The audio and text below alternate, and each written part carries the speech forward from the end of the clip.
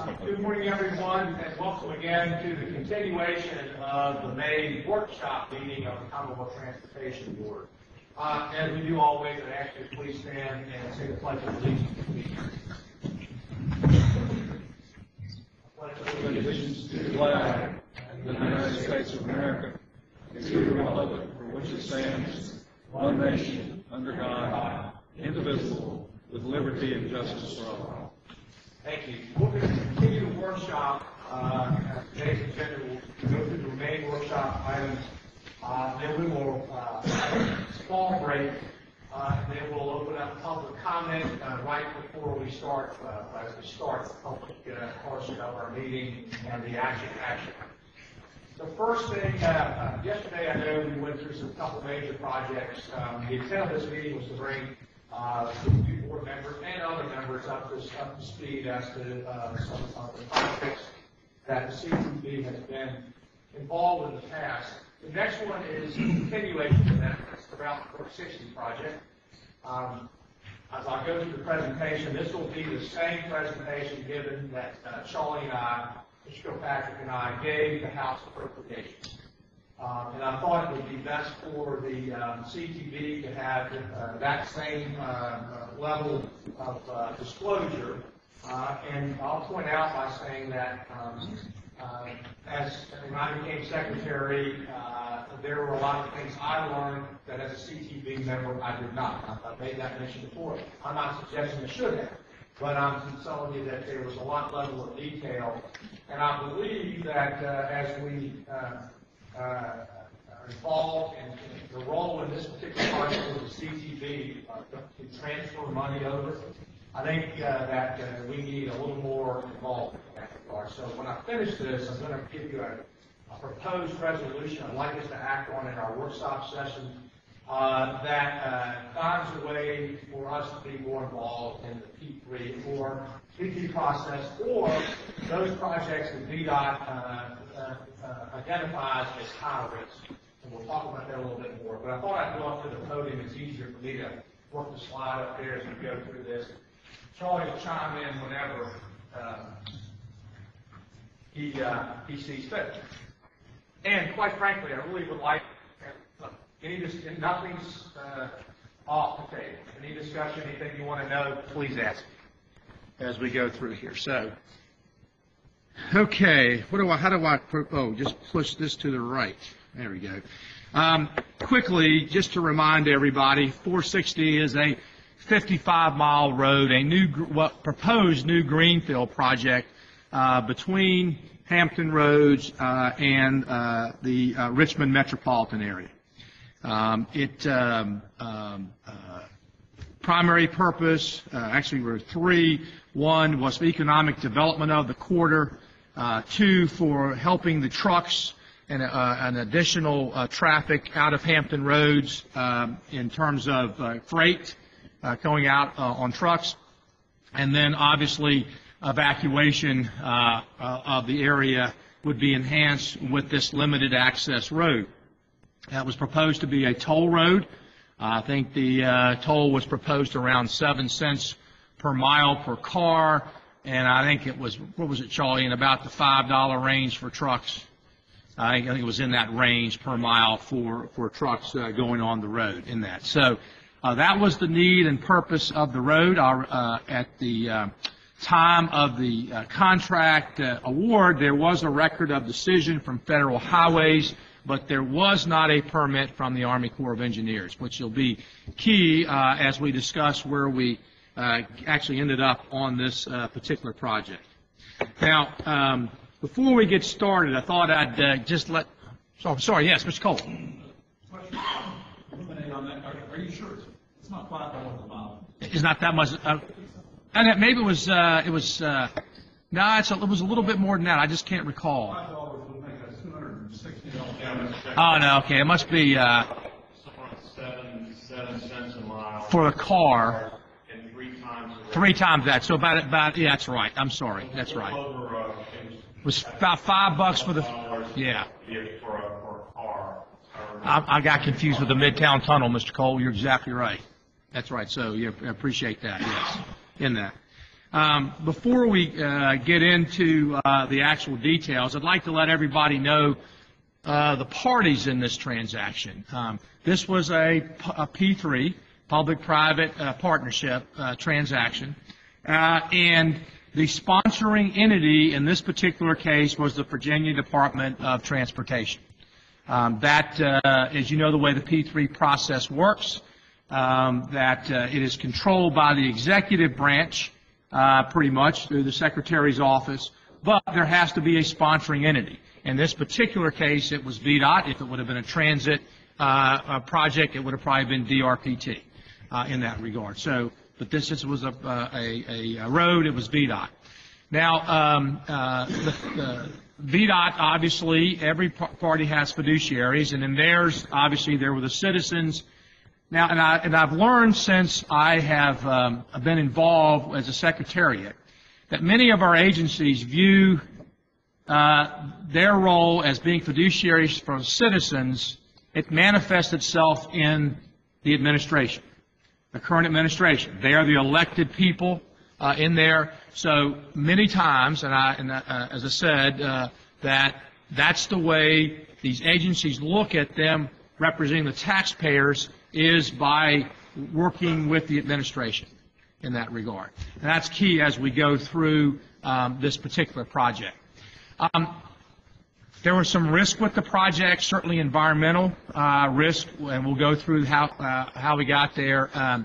There were some guarantees made by VDOT, primarily one that this could be a toll facility, and that will be, or it was warranted it would be a toll facility.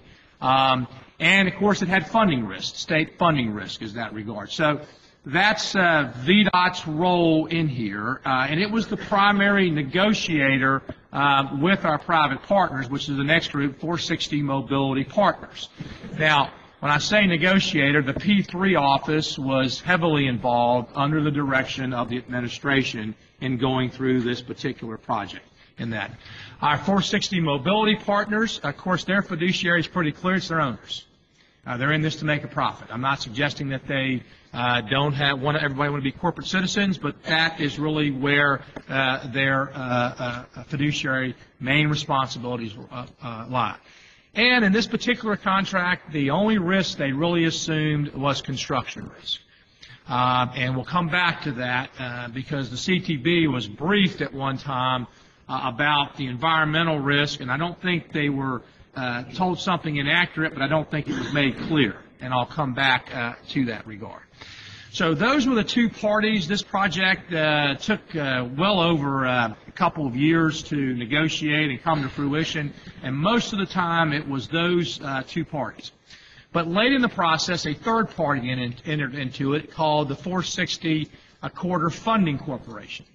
And this entity was set up to fund bonds of approximately between $250 and $300 million to pay for a portion of the project. In fact, I was asked, I think John Lawson, the CFO, asked me to serve on that commission, and we, along with 4 other people, I think it was 4 or 5 other people, businessmen in the quarter, representatives from bonding agencies, were on that board. And our primary responsibility and fiduciary was to the bondholders. We disclosed to them what the project was, what the risks were with the project, and then went out and tried to issue the bonds. In fact, we were successful in that. But it's key here that for the bonds to not be an obligation of the Commonwealth of Virginia, it needed an independent board, and it had to act independently, and it had to have a board looking out for the bondholders. So, not that nobody was, that we still weren't looking out for citizens, but from a legal and a fiduciary standpoint, if there was a conflict between the citizens and the bondholders, we would favor the bondholders because that was the risk we were taking. That was the role we were in. Legal counsel drilled that into our heads. If not, then those would have been obligations of the Commonwealth of Virginia.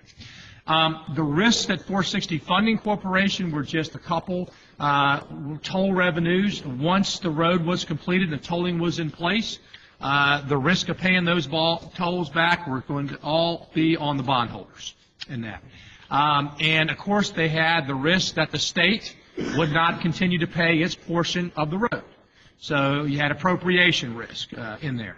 So that came in very late, I'd say 3 or 4 months, or maybe a little before that, but late in the process as the administration was looking for additional funds to fund this road. And I'll come back to the process of how we got there.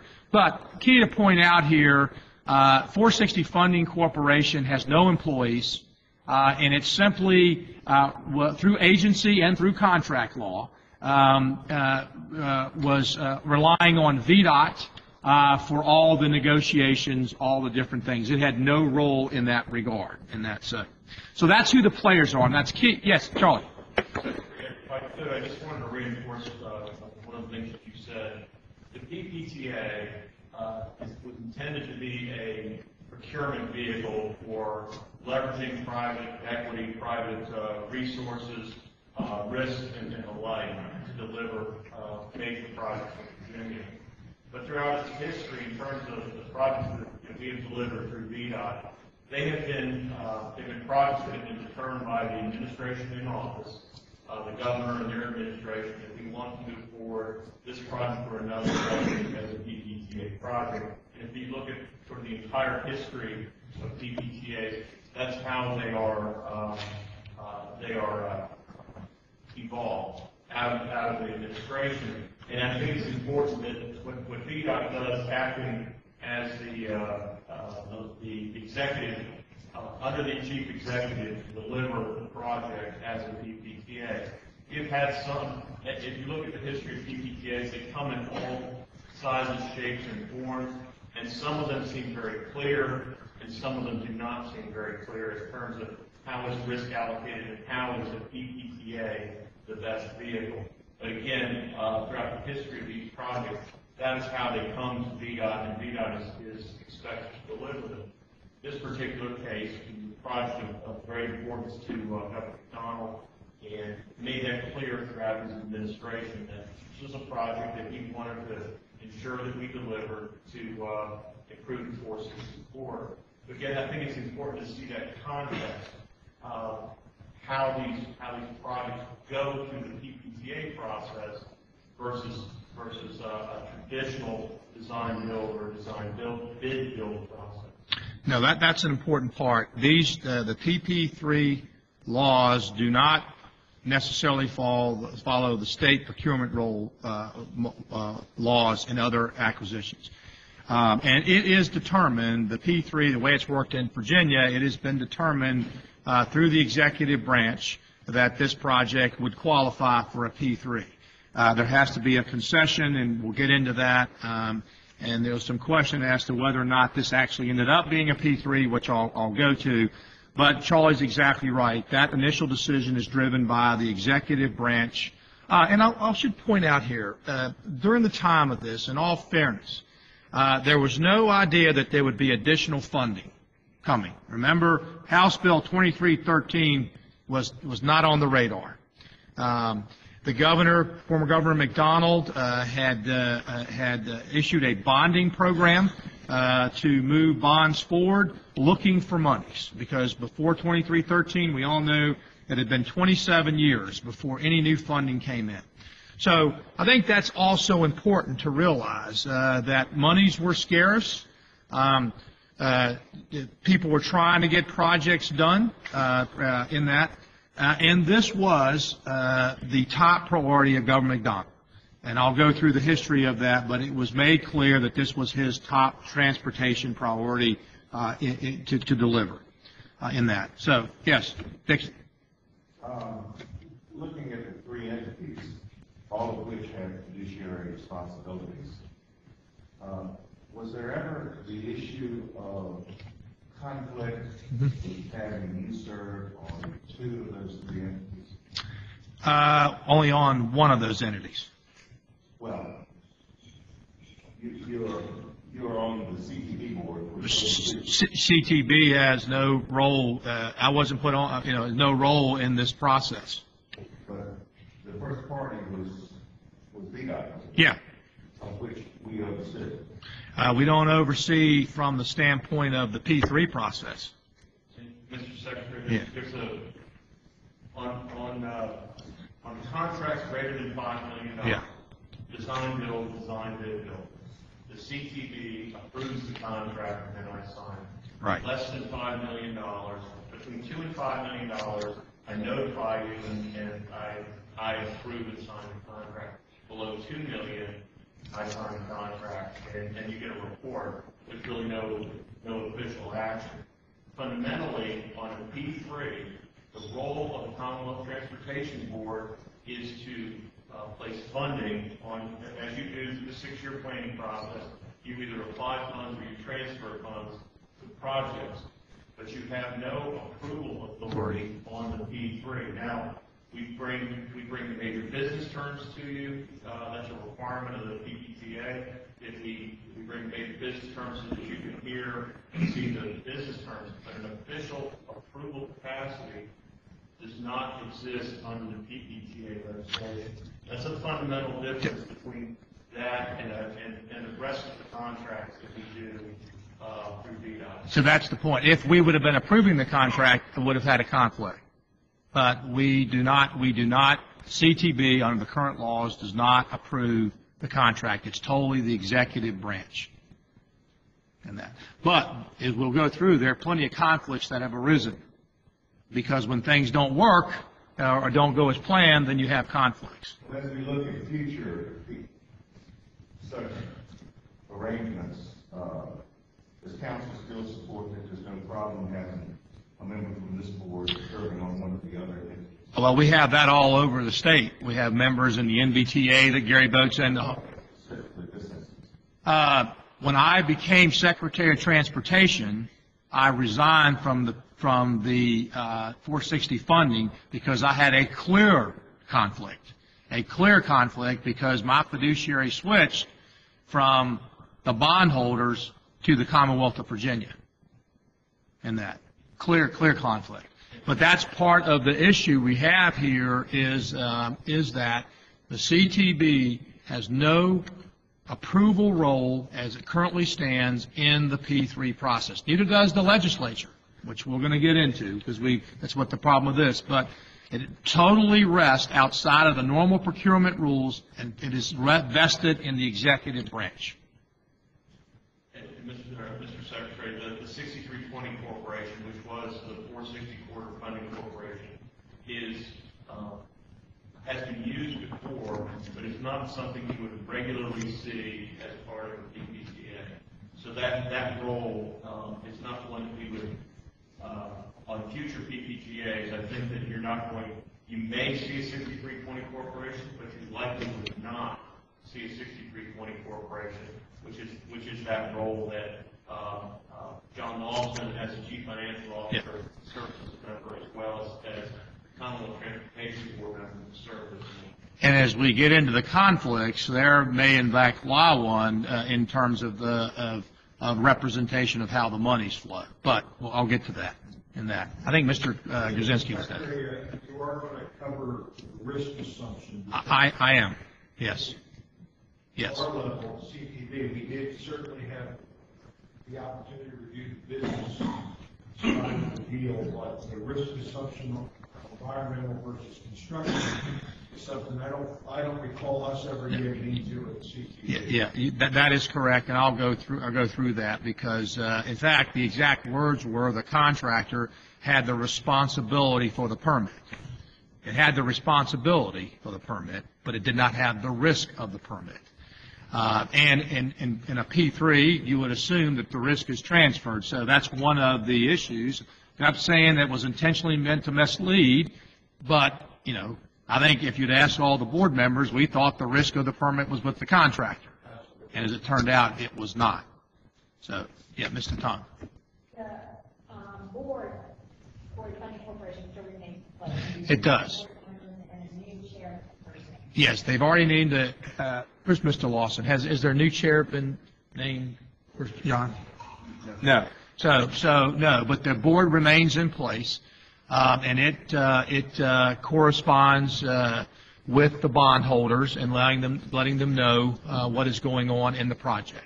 It's made up, and I don't have the names. I forgot to bring, but it's businessmen and executives up and down the quarter, city managers, I think some of the public officials in there, certainly the bond council. I mean, it was a financial board set up to raise debt. And and Charlie said we may not use it in a P3, but I suspect we will use the 6320 again, because to the extent that you can get that debt and a risk passed off on to others when there's a revenue source to be paid for in the risk, I think that's a very viable thing for us to consider in that. And we'll come to how that came into being as we get there. But it does remain in place. And it may at one time be adverse to the Commonwealth of Virginia, depending on what happens with the permitting process that I'll get to. I mean, well, it could become adverse, and that was a clear conflict when I became Secretary of Transportation. And in fact, you know, led a lot to us getting to where we are today because of understanding where we were on the other side. Now, 460 Funding Corporation, before I leave it, in terms of the permit, we had no idea if we were going to get a permit. So it was disclosed to all the bondholders that we didn't have a permit. We didn't know if we'd get a permit, and no less than 4 or 5 times that we disclosed to the bondholders that there was no guarantee. That was a significant risk in this transaction. We believed, the VDOT believed we were going to get a permit. But believing and actually having, you know, and if you are bond counsel or, you know, you don't make assumptions, you state the fact. Fact is we don't have a permit. We don't know if we'll get a permit. You proceed at your own risk if, in fact, you decide to fund these bonds in that. And that's the way they were done. So those were the parties in the transaction. I'll just take you quickly how we got here. Early in 2003, the legislature passed legislation requiring VDOT to solicit PPTA proposals at a certain stage in the environmental process on 460. It was Delegate McDonald that sponsored this legislation at the time. In 2006, a conceptual solicitation was released for the road. And in 2008, that procurement was postponed based on input from the offerers that the project was not financially feasible without a large public subsidy. So for a couple of years, it was out there. Several people were looking at it, and they basically said, this cannot be subsidized through tolls. It's going to require a significant public contribution. In fact, and you have to remember these solicitations were being done with the lowest public input. So at this time it was 0. Public was willing to put up 0. Private sector saying it's not going to happen in that regard. So at the end of the Kane administration, the procurement was postponed because of those reasons. And then Governor McDonald's administration come in, and in May of 2010, they actually terminated that original procurement, and although it remained a very high priority for the administration, and a new procurement was initiated. And it changed a little bit because it was structured as a concession project, including operation and maintenance, again with no public funding program for the project. So in other words, there was another way given as concession for the private sector to make money through the project for the operations and maintenance. And this also allowed the use of the 6320 Corporation as a P3. This also allowed that. So in May of 2010, the project was reinitiated. Now, I was asked as a CT, Mr. Dixon, to get back to your original question. The CTB, under the P3 Act, does have a representative in an independent review council. What the independent review panel does is to go out, take these happen to be solicited offers. They were not unsolicited. They were solicited offers, although I think it was actually under the unsolicited procurement.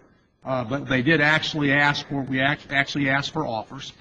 And the independent review panel was to review the concept and then to report back to the CTB and the secretary, primarily the secretary, if the project had any was worthwhile going forward on. So I served on an independent review panel. I think the gentleman from Richmond, former CTB member, McCarthy. Mr. McCarthy served on the review panel along with Metropolitan representative from Richmond, Hampton Roads, and I think it was about 12 people in total. And we went through about 3 months of listing. There were 3 solicitors in this particular project. And again, we found that no way this project could be advanced without significant public funding. In fact, I believe the least amount that was reported was about $800 million is what would be required, because they felt like that their bonds could be supported between $250 and $300 million. In fact, part of the solicitation was that the private sector would help enhance bringing in some of the financing and that. So when it was actually bid, the lowest cost was the net of the financing it brought. For instance, so just giving you the terms, if the construction cost was 100, but they could raise 300 in bonds, so the net cost of the Commonwealth was 7, that would have beat out somebody where the construction cost was 9, but they could only raise 1. So in other words, it wasn't necessarily the lowest construction cost, it was the lowest net public subsidy, is the way the procurement went. Now, fortunately, I think, and Charlie can verify, the construction costs were pretty close. Yeah, I mean, yeah. And Mr. Secretary, that original, the 3 teams went out and they brought in their proposals with the IRP. Give you sort of a sense on the scale. These were 99 years, a 99-year concession was the original term. The public subsidy ranged from, and even at that point it was somewhat speculative, over $800 million to almost $1.5 billion.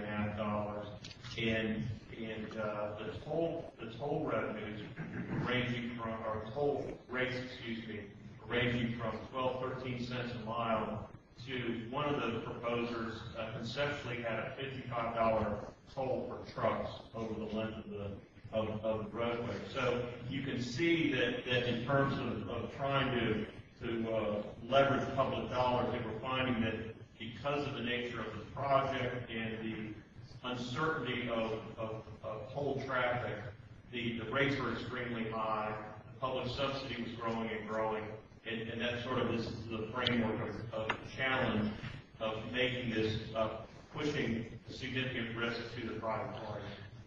So based on that, we basically thought the project was dead. In other words, could not go forward. There was no money, remember, in the Commonwealth, and there was no way the road could be built without a substantial public subsidy.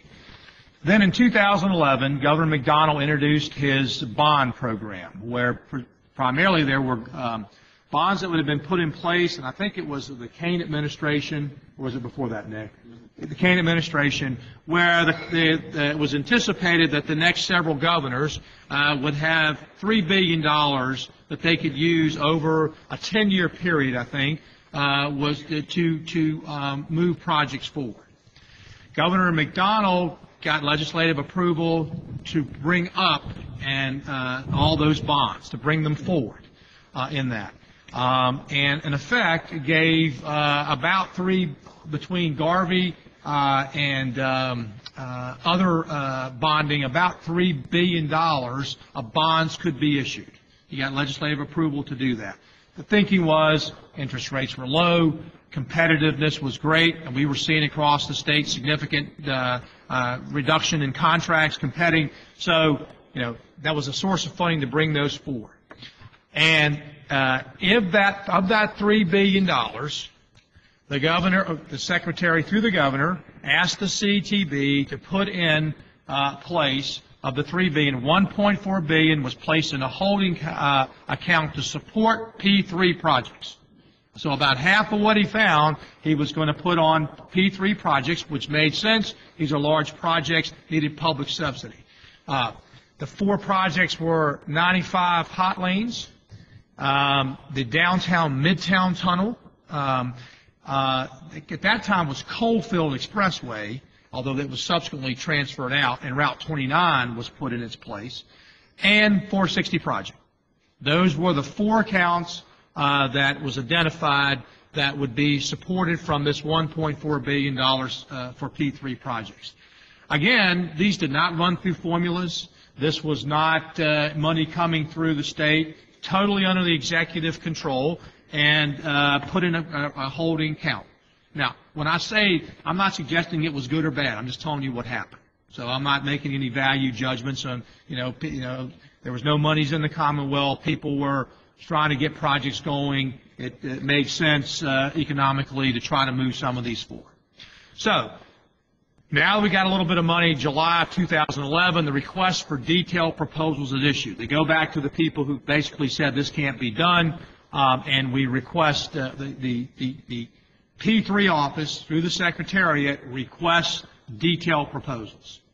And again, the offers again indicated additional public funding was needed, and it was at this time that the Virginia Port Authority, and Mr. Phelan, I don't know if you were on there at the time or you came after that, it depends, okay? I know. Yeah, it was on it. Was requested to participate in this process and commit up to $250 million in that regard. Now, it was during this time also that the idea of the 460 Funding Corporation, because if 250 from the port, 250 from the bonds, roughly, it's $1 billion for a project. Okay, now you're down in the $800 or $900 million, which what the subsidy's been saying, and we've got $1.4 billion setting over there. 495 did not take as much money as anticipated. The downtown Midtown Tunnel, even though we went back and put some on it, did not take as much anticipated. So Coalfields was switched out. There was the money for the 29 expressway, 29 bypass at that time was dedicated to it. That left this pot of money. So 460 was moved forward. I believe at this time it was, and maybe on the next slide, let me come and see if it is. No, okay. During this time, I'll come back. During this time also, the Army Corps of Engineers expressed a reluctance and thought that this project may have a hard time getting permitted. Now remember, it had a record of decision from the federal highways, but it did not have a permit from the Army Corps. And I would tell you, I would say in 95% of the cases that happen, that if you have a record of decision, a permit usually follows in that. But in 95% of the cases. And that's where we're going to talk about when we should identify high-risk projects, things that are not usual of nature.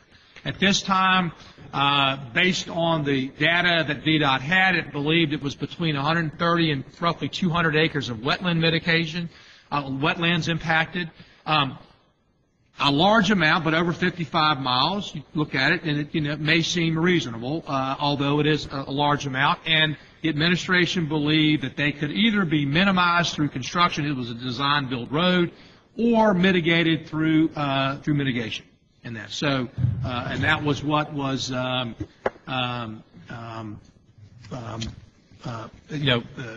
at the time as we're going as this project's being developed.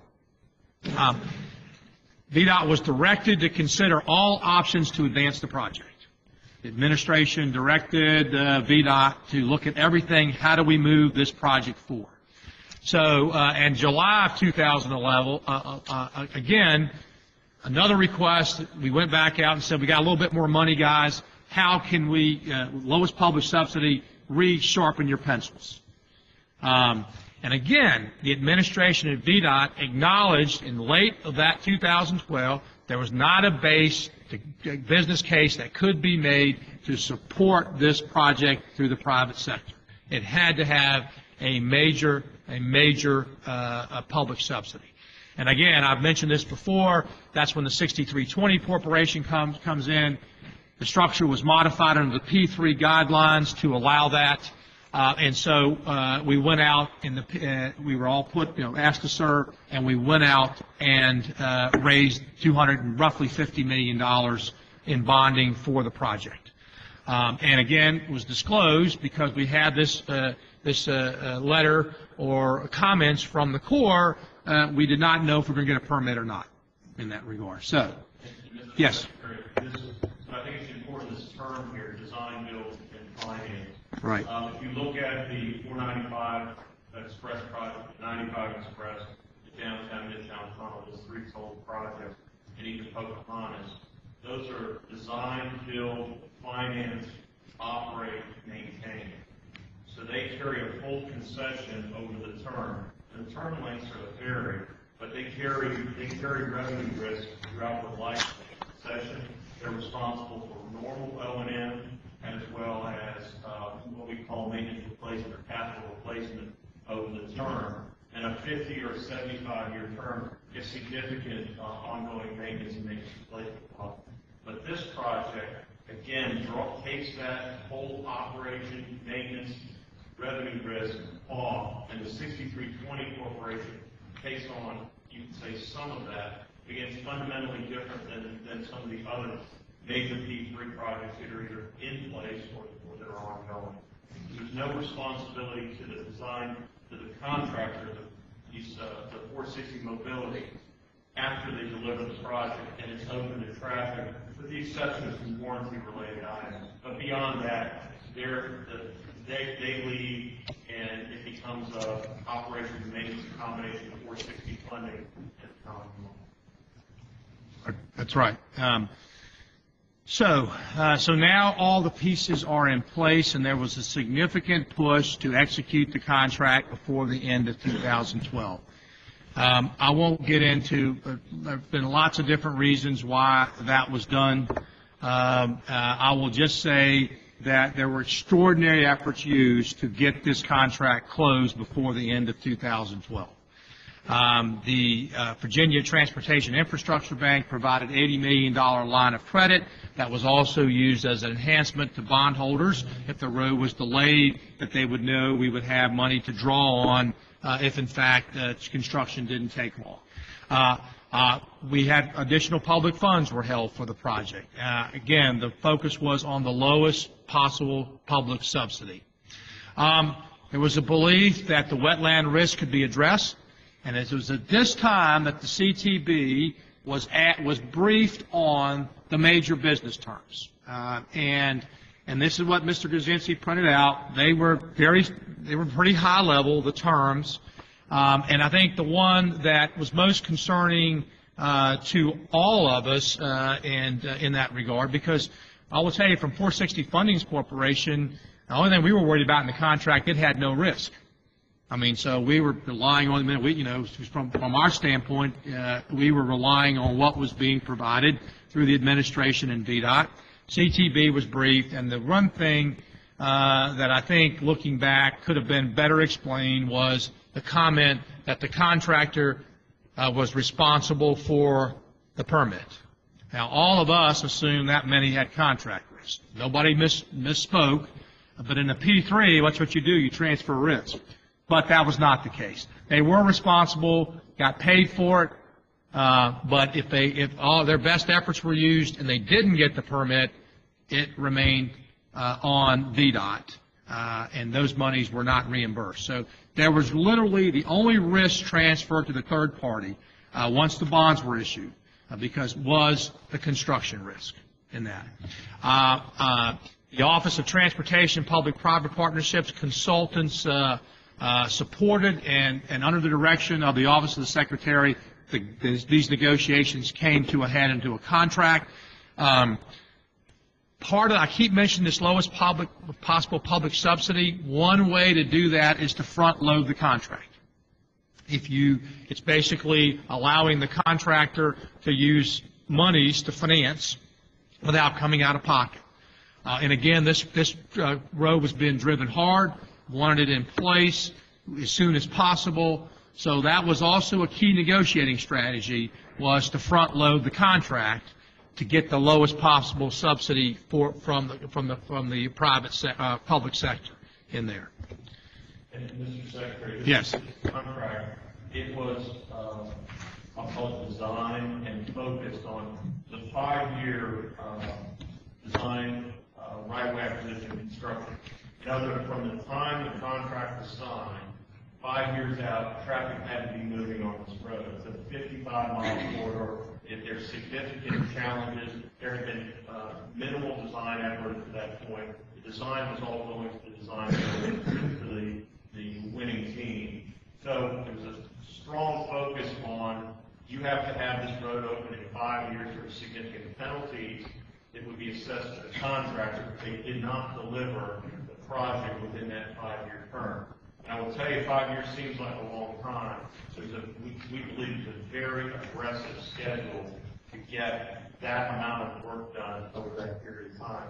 So again, you can see the focus is to what I'll call the finish line, to open the traffic. The contract is developed in that manner, again, with strong penalties and incentives to deliver the project in that manner.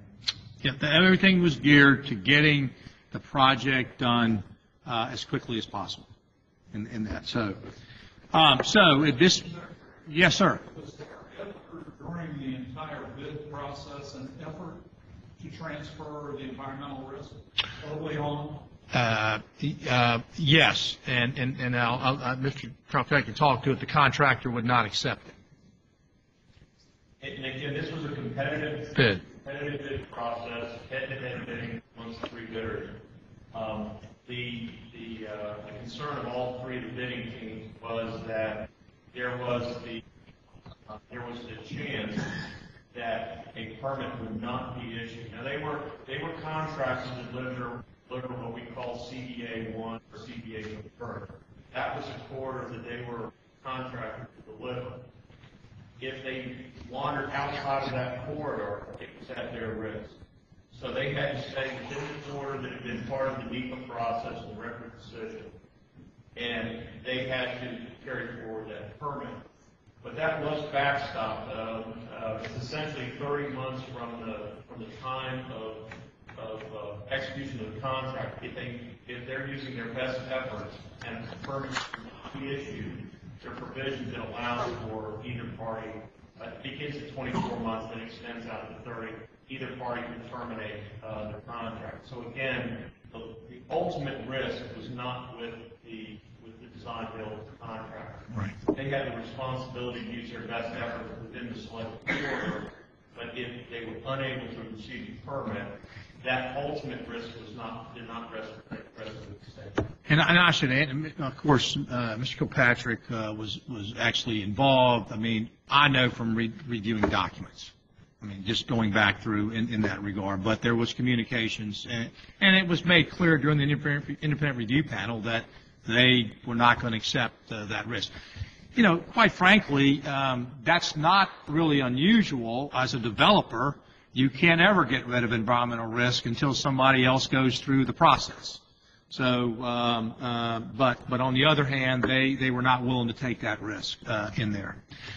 So now we get to the end of 2012, and the project's in place, contract is negotiated, and you can see it's roughly $900 million from the state, which are Garvey bonds, $250 from the Port Authority, and $240 million or so in proceeds from the bonds in that. So remember, this is the design build road. In the spring of 2013, design work commences. Now, that's not unusual for any project. You know, it's $1.4 billion. We knew, VDOT knew where most of it was going, but particularly the termini had not been designed. For the Corps to issue a permit, they want to know where it's going, because you know in wetlands, 10 yards one way or the other could make a significant difference. So that works begin. And a survey and soil borings were taken by the which would have been done to get the specifics of the wetland impact.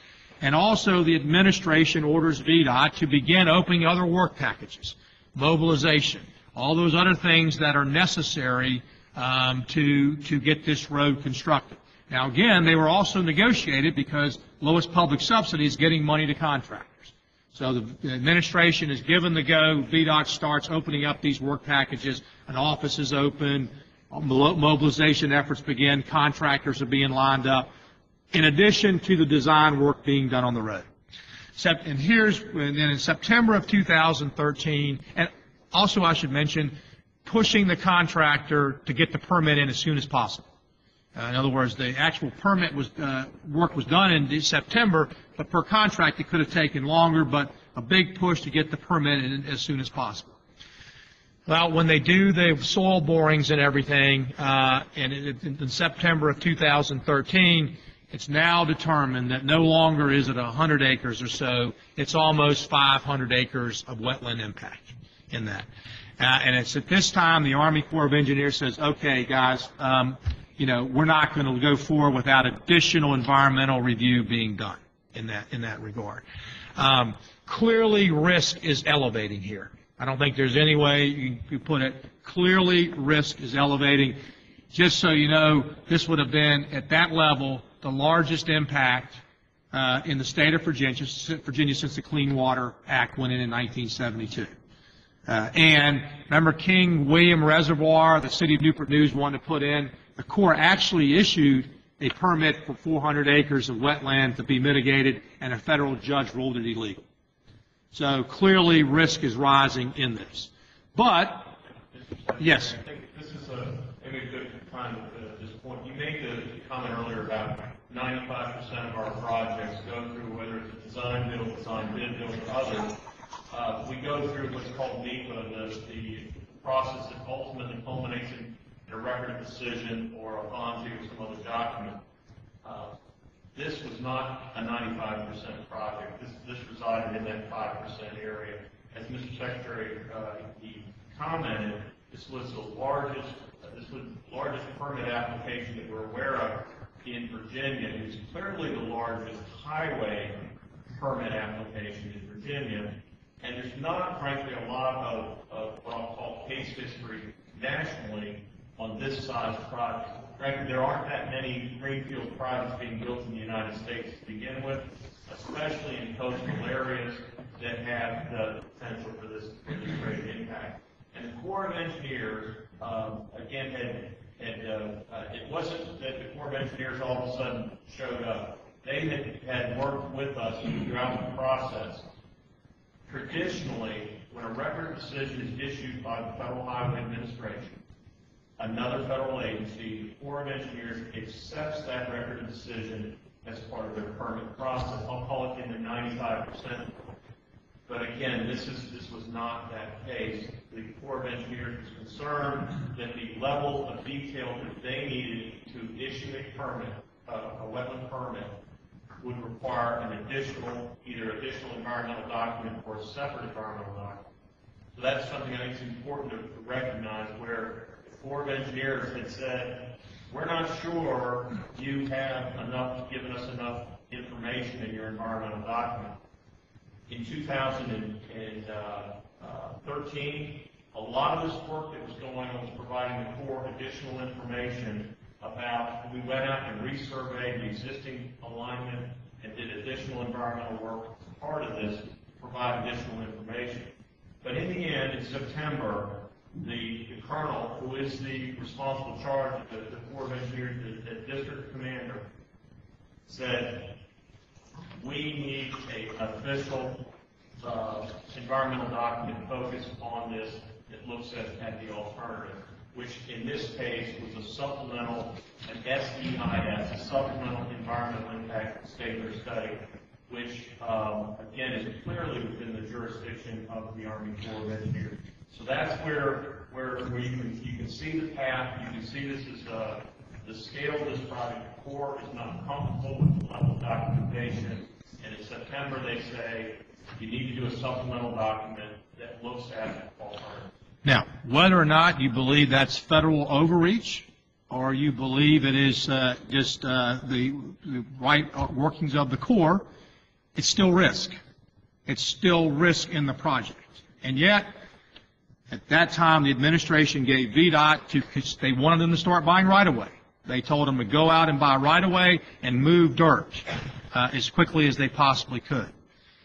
VDOT did not do that. VDOT hired consultants, went out and said, well, let's get consultants to make sure that, this is, something that makes sense. So the consultants are hired, and one of them happened to be from the former Army Corps of Engineers, who actually wrote the wetlands language. So, and basically reported back, no, this is not, we don't consider this overreach. This is well within the Corps' limits, as Charlie has mentioned, and that we need to do additional work.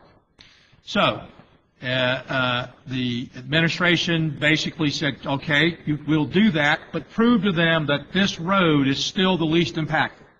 We want you to limit the scope of the work to just say that it's going to prove that this is the least impactful road, to which the Army Corps did not agree to. But in December of 2013, VDOT, the Army Corps of Engineers, Federal Highways, what Charlie mentioned, a supplemental environmental impact statement. And that SEIS work began. Now, two things happened when that was done. Number one, you open up the record of decision. And our contract for this road was only on for CBDA 1. In other words, the contractor by contract couldn't work on anything but this one particular right-of-way. Yet the administration kept telling VDOT, keep paying, push the road forward. It also meant that it was going to be a year before you got a record of decision. The process was going to take a year before we would know which of the alternatives that are being considered. In fact, we're finally just now reaching what those really are and getting down to it. I can report that VDOT and the Army Corps are working hand in hand, and we do believe we'll have a permit. It may not be on this road, but it'll probably be in September. We'll have a better indication of where we're going. But we knew it was that we didn't know where we were going to be for at least a year. Yet, the decision was kept moving forward. And so that's when we came into office, when Governor Clark came into office. I resigned from the 460 Funding Corporation, got with VDOT, got into the details, found out, and that's when we suspended work or we first limited the work only on the permit to determine if this could be mitigated. Could we really mitigate this? And after a couple of months, it was determined that could not be done, and that's why the decision was to suspend the work on the project. We've got roughly $300 million, $290 million spent on the project, about $240 million to the contractor that has gone out the door. Even if we'd have kept paying, we would not have been in a position to proceed until later, because the contract called for escalating payments. They continued to go from like $20 million a month, and to VDOT's credit, they didn't pay that much. They were saying, they checked everything through it, but it called for escalating payments up to $35 million a month based on getting this lowest public subsidy, getting money to them. So that's when in March we finally suspended. It came to the board, took that action with the governor. We have now negotiated until September 11th of this year a standstill with our 460 corporate mobility partners. Let me point out that they have done nothing wrong. They have done exactly what the contract says. They have done exactly what I would have done if I were them. The contract says, pay me. And so that's, so I have nothing they have done is not what we didn't negotiate, but they have agreed to a standstill until September. They've said they'd like to be a part of the solution. These are very broad numbers, but of the roughly $300 million we spent, $100 million we would have spent anyway to get to the level of design and permit work that was needed. And I'm rounding off, but if you look at the details, we just had to spend $100 million to get there anyway, to even know if we had a project. The other $200 million where we're mobilizing and all that can be, is fair for criticism. Although it was part of this negotiation to get the contractor monies up front. So, it's not a separate, but anyway, that push to get the road, that's where we find ourselves with this amount of money out of pocket without a permit. And there is no, from a public taxpayer standpoint, there is no good explanation as to why we're here. There's no good explanation. This was not a road that had, it was roughly 10,000 cars a day. It was not, yes, the purpose and need is great, but it was not a bridge falling down. It was not the downtown Midtown. There really was no business need to drive this so hard. There was no risk. Mr. Krasinski.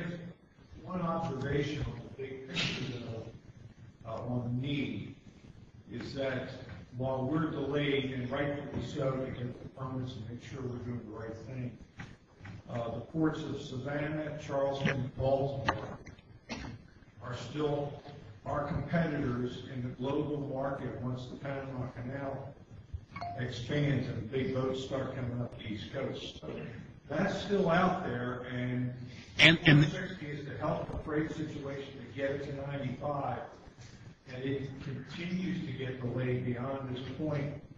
The Commonwealth falls behind those other areas on the East Coast. The Army, that's true. The Army Corps of Engineers, I've met personally with the Colonel several times. They agree on the purpose and need. They agree that we need to do this. What they disagree on is that the alignment that was picked was the least impactful. So, I believe we'll get a permit. And I believe, looking back, it's easy, a different tack. We may have a permit now had we chosen a different tack as to work with the Corps. That's all supposition, but it's easy to say. But you're right. The Colonel has said, I understand the purpose and need. He made one telling comment. He did say, there's a reason why the road is where it is to begin with, because there's a lot of wetlands in that area. Now, I'm not suggesting that what we're doing, but I do believe that we will get a permit. That will, once we know what the permit will be, then we'll sit down and VDOT and we'll make a recommendation to the governor as to how to proceed. I don't know if it'll be a toll road, and that's where the conflict, Mr. Wentworth, may come into conflict with 460 Funding Corporation, because even though they took the risk of the bonds, one of the warranties was this was going to be a toll facility. So there's a lot of things we'll need to take a look at once we know from the state's perspective what the permit is. It may be in our best interest to cancel the contract. I mean, it may be. Yeah.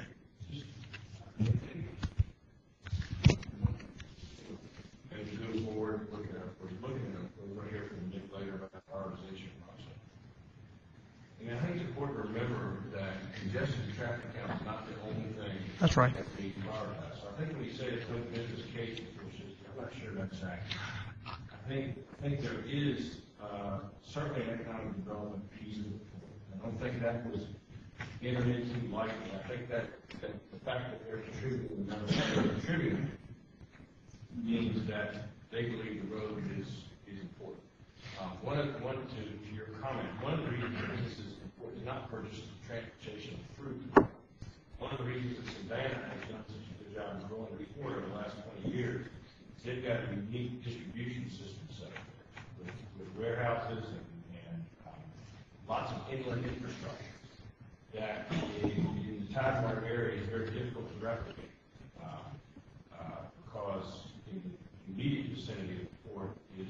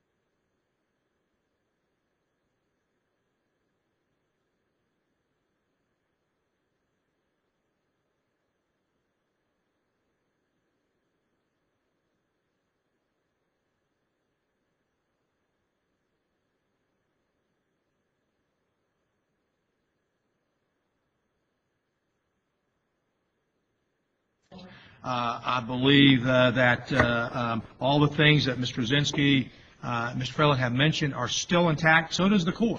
So all I was suggesting is, knowing what we know now, we didn't need to take this level of risk in terms of pushing it so hard, because those things are all there. but we're basically going to be we're in the same position we'd be anyway. So no, in fact, a lot of people can't differentiate my comments between the need for the project and the actual contract, the risk we've taken. And plus, I fully admit that we're looking with hindsight. But I think also that, look, I was a developer. I'm pretty aggressive. And I think there's nothing wrong with being aggressive with our Army Corps if we think we're right. The problem is when you have $200 million out the door to a contractor that you can't get back, that's a fair criticism.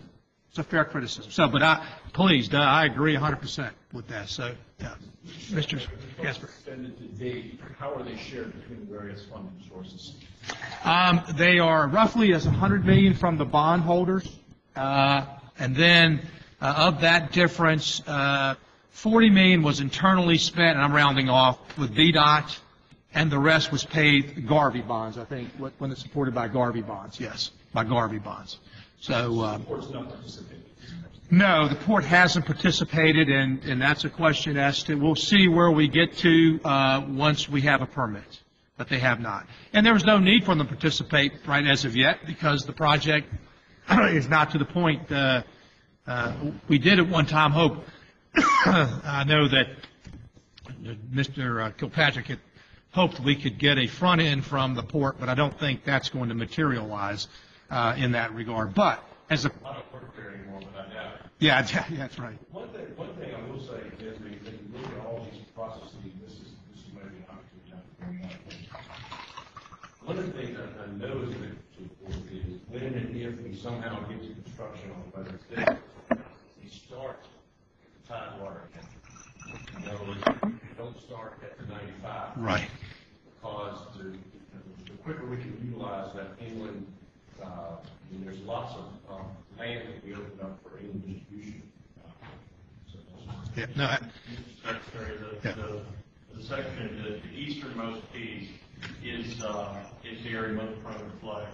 Out for about the first 15 to 20 miles, especially in the area of the Blackwater River, area called Ivor, we've had significant flooding for extended periods. Blackwater River is one of these tidewater rivers that just gets out of its banks pretty easily. So that absolutely is an area of critical importance to get past. There's a series of small towns, and then you sort of get into more open territory about 20 miles out from the city side. let me Mr. Rosinski, yes. Next question, Mr. Secretary. From this point in time, what is the involvement or demands on the CTB? Right. Well, where we are today, very little. And although I'm going to have a resolution that maybe it should be more than that. Back to Mr. Phelan's point, I would suggest, since we have a contract on this road that we are obligated on, that the monies that are allocated for this project remain in place until we know what the answer is. We have an obligation as of right now. And then, well, the CTB will come in if more monies are needed or if there are additional changes, the CTB would have to allocate that. So that is where, under the current law, the next step for the CTB. Now, let me finish this real quickly. We'll go through the SEIS. We hope by the end of the year we have the permit. And we think by September that we will know where we're headed, what's going to be the proposed alignment. And in fact, I've got a map up there. You can't see it, but there's four different alignments or some combination thereof could happen. Some combination thereof. And that's what we're working hard with the Army Corps on. And again, I'll reiterate, the Colonel has said he believes there's a permittable project there, and he believes in the purpose and need. So now, there will be outreach to the community. They'll just go through this, wrap it up, and come back to where Mr. Rosinski is. And we hope that by the end of the year we know where we are. I went through the design. Mr. Scott asked about the financial status. This is where we are on the road today, what has been spent for what, and I gave you round numbers of exactly how things have gone, but that's where it is today. Look, if in fact we do not get a permit, I think that's highly unlikely, but it's a probability, a possibility, not a high probability. Then this money's lost. Depending on the alignment and our ability to negotiate with the contractor, hopefully a lot of the money we spent we can make good. And that'll be a question as to whether or not, from this point forward, if it's a different alignment, we'll have to come to grips with, is it a different procurement? That's one thing that'll have to be looked at. I would argue vehemently that the only way we're going to make our money good is to work with this contractor in that regard. So I would say right off the bat, he's got a pretty good shot of being the lowest cost since he's already got a bunch of our money in going forward from here. But that'll be looked at, and I can't give you that until we know what's actually permitted and we know what the road will cost. So where we are today is back to what, again, significant support of the project. The governor supports the purpose and need of the project. He has said he gets it. So we'll wait to see what we get, and all those things that people have mentioned are a very big part of why this project is needed. And let's see here. Let me just make sure I've gone through everything. We've gone through all that. Okay. This brings me to where I want to talk with you about today, just as to what I'd like you to consider in our next our action item. I think Carol has a resolution that she'd like to pass around, and this gets right to Mr. Kaczynski's point of what is our role. Done a couple of things in terms of the P3 process, and I will say that looking back, and I think Mr. Kilpatrick, we've had many discussions. This really ended up not being a P3. It was a design-build road with a financing portion of it. But nonetheless, we are where we are. But there has been new leadership in the Office of Transportation and Public-Private Partnerships. Doug Coulamay's in charge over there now. And they are revising their guidelines with the following in mind: to enhance transparency, increase competition, and to get advice and notice from the CTB and the General Assembly.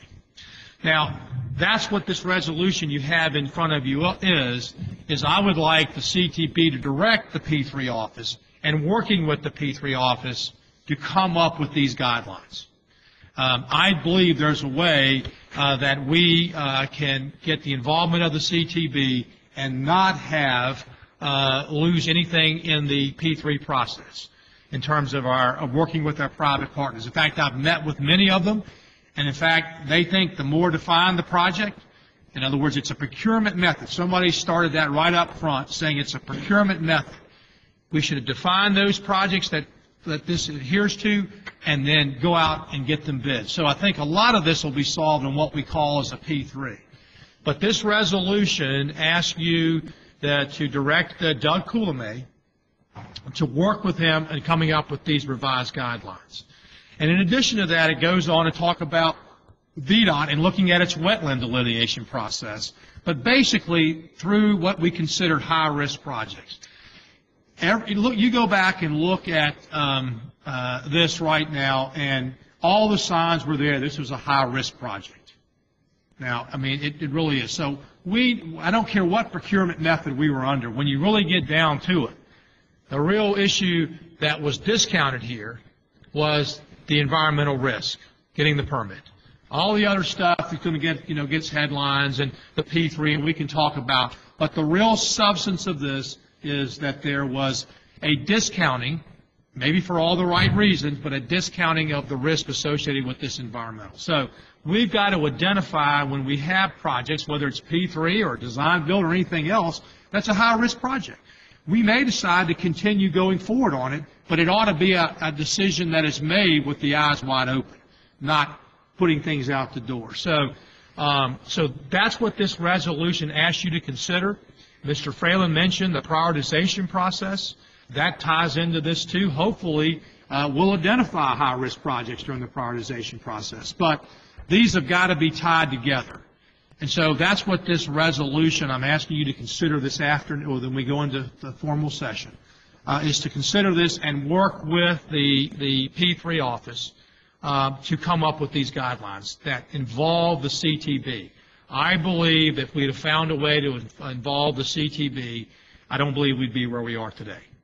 I just think there's too much knowledge around this table that I had when I was in private practice. Before I signed the contract, I had a guy in my organization. His only job was to read contracts and tell me why I shouldn't sign them. Now, if I'd have listened to him, I'd have never signed the contract because he saw ghosts behind every tree. But there were 3 or 4 times where I am so glad that he did because I hadn't considered something. And I think that's what we've got to bring into this process. We've got to have a check valve somewhere to say, have you thought about this? You know, have you done that? And that's what this is. This process is about today. I think there's going to be there's a lot of different issues related to this. There's political, all that. Only what I'm concerned about is that we fix it so that we avoid this in the future. Mr. Freeland.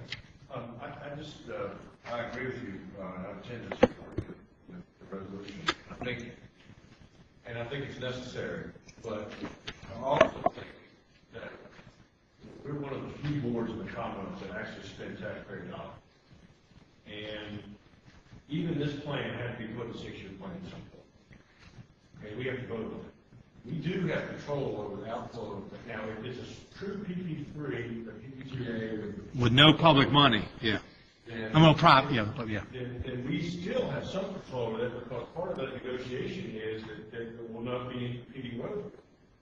At some point, we've got to agree to that, or because I don't, you know, and so I think there is, while this is necessary, I think, you know, this board is set up to take politics out of transportation decisions to the extent possible. Without this board, the General Assembly would make decisions, and the General Assembly would be government. Now, they still have influence over what we do, wrong, but it's a responsibility that we have to ask these questions, to look at these projects, and to make sure that they're okay, and not just rubber stamp for either the governor or the General Assembly or anybody else. And I know that we all take that control really, really seriously. And sometimes it's frustrating to the professionals and sit here and ask a bunch of questions. That's what we're trying to do. And I think what happened in this one was it evolved. The cake didn't look like at the end when it was baked what it looked like at the beginning. So over time, well, let's just do this. Well, then let's just do this. Well, then maybe we can do this because the impetus was to get the road, which is evident. But at the end of the day, I think you're right. This is no longer looking like a PPTA. It looks like a taxpayer dollar supported entity. The total risk, I assume, is being borne by the Commonwealth, not by the No, it will be by the, if the road is built, it'll totally be by the bondholders. Okay, but not the contractor. Not the contractor. You're right. The contractor, the only risk he had was to deliver the contract. So anyway, so I support this. Yeah. No, I think you're absolutely right. Let me just make one point. We had another project where a board member was removed because he didn't vote the way the governor wanted. That's a risk of doing this job. I think I could not agree more with what William said. It's a risk of doing. Now, I'm not saying this governor or any governor, but I'm just saying, that's why I started the conversation. Why a lot of the agencies look at what the will of the taxpayers are in the administration. That's just the way it manifests itself. But I could not agree with what William said more. That is not what the intent of this is. If that happens, then what you'll get from me is, I think, exactly what we've got here today. I want the discussion. Now, we may have to go, I don't know what the FOIA rules are, but if we get into proprietary, we may have to go into closed session. I don't know. I'm not trying not to be transparent, but if there are proprietary things, because we don't want to lose our private partners, but could not agree more. That is really what the role is. 5 years I served on, we didn't have a lot of money. There were lots of things that we're trying to get. I don't think there was anything nefarious done in this. I think it was just a strict pushing forward. You can criticize, but I think that was just what their focus was. I think they can question some of the decisions because I think, we're pushing forward, but nothing nefarious. But we have money now. It is upon us to be good stewards of it. And as I said here, I don't think anybody would agree we're in the position we want to be in with this particular thing. And so I think just getting right on the table, that's the way I don't see the board as a necessary nuisance. I see it as part of making sure we get the right answer in the Commonwealth.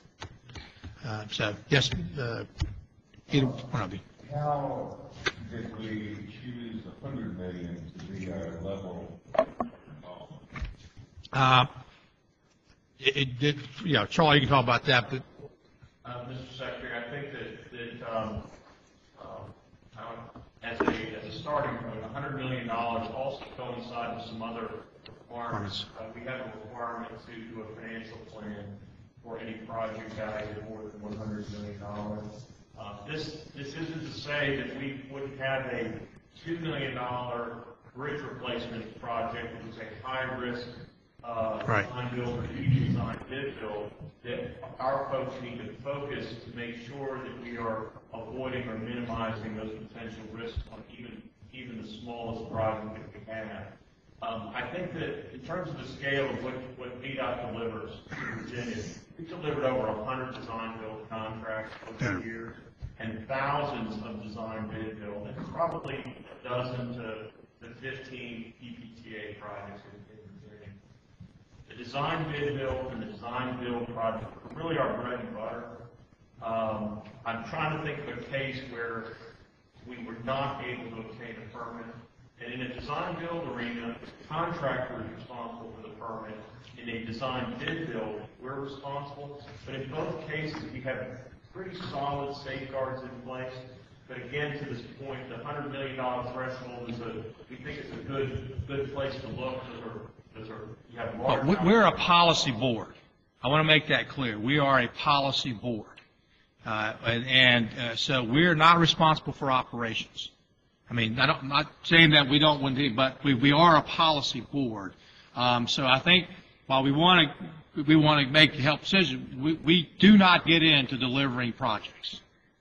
So I know there's a fine line there, but I will tell you in today's world, $100 million for what VDOT does, I mean, that's an interchange. I mean, so we can look at it as we go along, but I think that's probably a good starting point because, again, we are not a policy. Yeah, that's right. That are not necessarily monitorized. Yeah, what I think we're looking for is when we get out of normal procurement rules. Because if this would have been a design build under normal procurement rules, there would have been additional safeguards before VDOT could have opened other task orders. 29 is a great example. 29 was not done under a P3. The notice to proceed was not given to the contractor, where it was directed here to be given in that. So I think I thought long and hard about this because, look, Mr. Felling has been on the board where they were criticized for getting too much into operations. So we need to not be in delivering projects, but we need to make sure we're being fiscal stewards. And if we go along and if we find $100 million doesn't work, well, maybe we can take a look. But I think that's probably a good place to start. Mr. Tunks, thanks. When I looked at the slide back between the extension and coordination clauses, do we have an estimate of what our cost would be? Yeah, I was asked that, and of course it made front headline news. If we had to end up just walking away from this project, it's going to be between $400 and $500 million because there will be penalties in the contract. Now, I don't think it's going to be anywhere near that much because we also have rights under the contract too. And I, didn't go into it. I didn't think the contract did anything wrong, but it's a two-way street. We would assess some things also in that regard. And if we can't work it out, it'll be litigated. But that's a total wheels-off case. I don't think that's the case. I really believe if we walked away, we're probably about where we are now. But, there'd probably be a lawsuit, and hopefully we're not going to walk away. But I didn't want to get out there and it's a serious issue, and if everything went against the state, we could be out another $100 to a couple $100 million. Oh, it was, okay. Mr. Knight. Let me preface it by saying this is my first meeting, so I was totally some of the other folks are, but point, because I see this proposed resolution. What we're concerned about here is the risk and what we need to be doing in order to make sure that we minimize risk. And with that in mind, I would think that maybe just dropping this, since we're only asking the officers look to present to us some criteria, some guidelines as to how we ought to be proceeding. Maybe we ought not put a figure in there, but let them come back to us, because there may be projects less than that because of the risk. Yeah, Maybe we'll be able to address it. So that way at least you can get you. I'm fine with that. We were just trying to say, but I'm fine with that because, as Charlie mentioned, I mean, if it's a $3 million project and it's, we got risk, well, all I'm saying is what we're trying to do is say, hey, look, this is not our normal delivery. We've identified significant additional risk here, and you've been involved in projects where that's been the case. So we want the board to understand, here's what if we don't go forward, here's if we go forward. That's really what we're asking. Heck, and we might have come in here and said, here are the risks, and we might have said, let's go forward. So I don't know. I mean, but that's what the intent is. So taking out a figure's fine, as long as we're identifying high-risk projects. the point is that the concept I totally agree with. Right. Yeah. So we don't say, well, it wasn't 100 million. I didn't tell you about that $50 million we lost. No, I got it. I'm no issue with that. Yes. You mentioned the context under which this was moved forward. And I think it's important because it was a time the Commonwealth didn't have any money. Right. We used P3s and Spotsylvania County, Clinton and Charlie are familiar with that because we were trying to find a way to build something, to do something about transportation. Now that we use P3s for quite a bit, the pros and cons to P3. But we were pretty much successful. Now that we do have money, and that's not forever, but now that we do have money, is there going to be a less? No. In fact, but there'll be a less emphasis on what really is a P3. We need to identify this project. Let me a couple things. The governor, very much, I'm from the private sector, I very much agree in P3s, but it's not the only answer. I mean, we need to use that as what my procurement. The other thing I'll point out is, it's very clear to me, because I've been on, I've been on the private side, and I was peripherally on this. Look, the government doesn't assess risk the way the private sector does. When the private sector, when I assess risk, I'm looking at how much it's going to cost me, and when am I getting paid for it. The public sector says, well, I'd have that risk anyway, and I want to get this thing done. I mean, it's a different assessment in that, how it goes. And in the P3 process, the public ought to be acting just like a business in the P3 process, because that's the way, and that's why I put up here competition to the end. I will tell you the P3 office will get up here and tell us that these were competitively bid all the way to the end. And I will tell you that's when it starts. Because they know we're not walking away. And that's when things get sweet. That's the way it works. I did it when I was in the private sector. Not in this, but I did it with other. That's just the way it works. Governor wants this done. Fine. If you want it done there, here's what I need. I'm not suggesting it was bad or wrong. I'm just saying we've got to act more like the private sector. And I think that's what you'll expect. But no, I do not. We're going to have P3 projects. We could not deliver Interstate 66 without a P3 project. No way. And where it makes sense, where we really transfer risk, the private sector gets paid for that risk, we get delivered, it's good policy. But if you took an objective look to this, and this is hindsight, so I think William's right. We got there, it started out being a pie, now it's a cake. But the bottom line is, we didn't transfer any risk at the end of the day in there. So, okay, well, this is taking, an hour and a half. I'm sorry, but I thought it was important that you guys knew exactly what the legislators heard in that. I would ask that, we'll take a break, but I would ask that we consider this, before we go to the session, I consider this resolution. I do think we need to get ahead of this issue, and I'd ask your consideration. So, okay, what's next on the agenda? Oh, House Bill 2, another easy topic. Good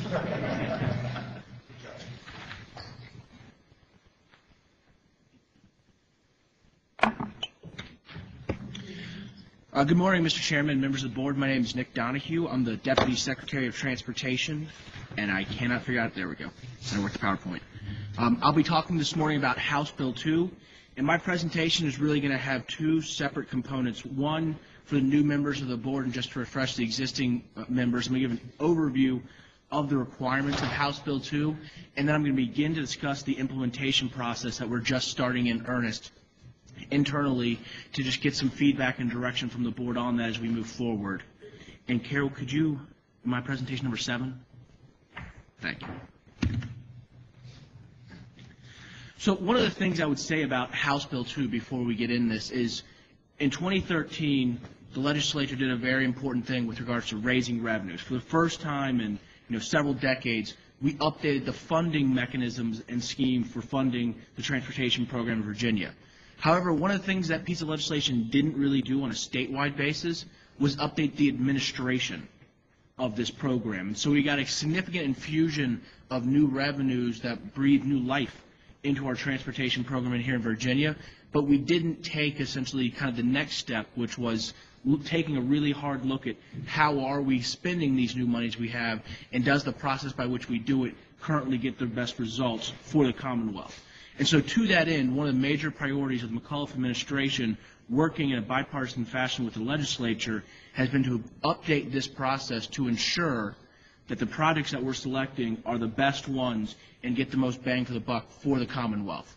Because one of the truths we're going to face in this business, no matter how much funding we have, we will always have more needs. There's always needs that are out there, and really what this process is about is addressing the opportunity costs that are out there. Because we can fund a project that will have a need.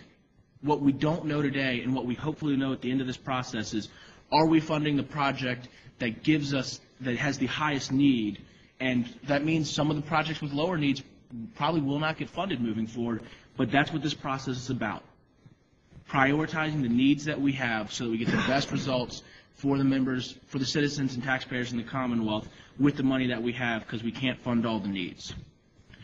With that, this legislation was introduced by Delegate Stolley and was a part of the Speaker's package in the House. It passed unanimously in both the House and the Senate this session, And what it does is it directs the Commonwealth Transportation Board, this body, to develop a statewide prioritization process that will be used for the allocation of funds starting in fiscal year 2017, which essentially means that in early 2016, the 6-year improvement program that this board considers needs to be developed under this rubric. And this process does not apply to all funds, but it essentially applies to capacity expansion projects. So yesterday, Mr. Garzinski and I had a bit of a dialogue about the current 6-year program that this board will be considering next month. And we've done things differently in that update, and I do want to kind of explain this here to the board. Is what we're doing is moving forward, projects that you see in the out years of this plan or program that you'll see in June, that funding is not secure. Now, that's always been the case where there's give and pull and take on the projects that are in the later years of the program, but in this current program, that is more true than ever. In fact, any funding you see on a project that's not fully funded and hasn't been through the environmental review process, that is for a project that expands the capacity of the highway system, those funds are not safe on that project. Those funds will have to be run through this process. And so over the next 24 months, as we undertake the development of this prioritization process and go through identifying and taking funding off certain projects, it's going to be a very difficult and probably at times unpleasant experience. But at the end of the day, the goal is to get to a rational, performance-based process where people know you can open up the 6-year program, you can see a capacity project, and you'll understand what its benefits are in certain categories and why funding has been placed there. And so it's going to be really tough moving forward, but that is the end goal of this process. A few things about the prioritization process and the legislation in particular is it does place some parameters around what the board can develop as it moves forward with this process. it directs the board to consider at least 5 factors as it weights and scores projects across the Commonwealth. Those are congestion mitigation, economic development, accessibility, safety, and environmental quality. The legislation also stipulates that in urbanized areas over 200,000, so Northern Virginia, Richmond, Hampton Roads, Roanoke, a few places of that nature, there will be an additional factor that's a composite transportation and land use factor that is something the MPOs are currently tracking, and it would look at things like job to housing balance, job and housing access to HOV, hot, and transit facilities and things of that nature. And so the legislation does kind of say these are the things you at least must consider.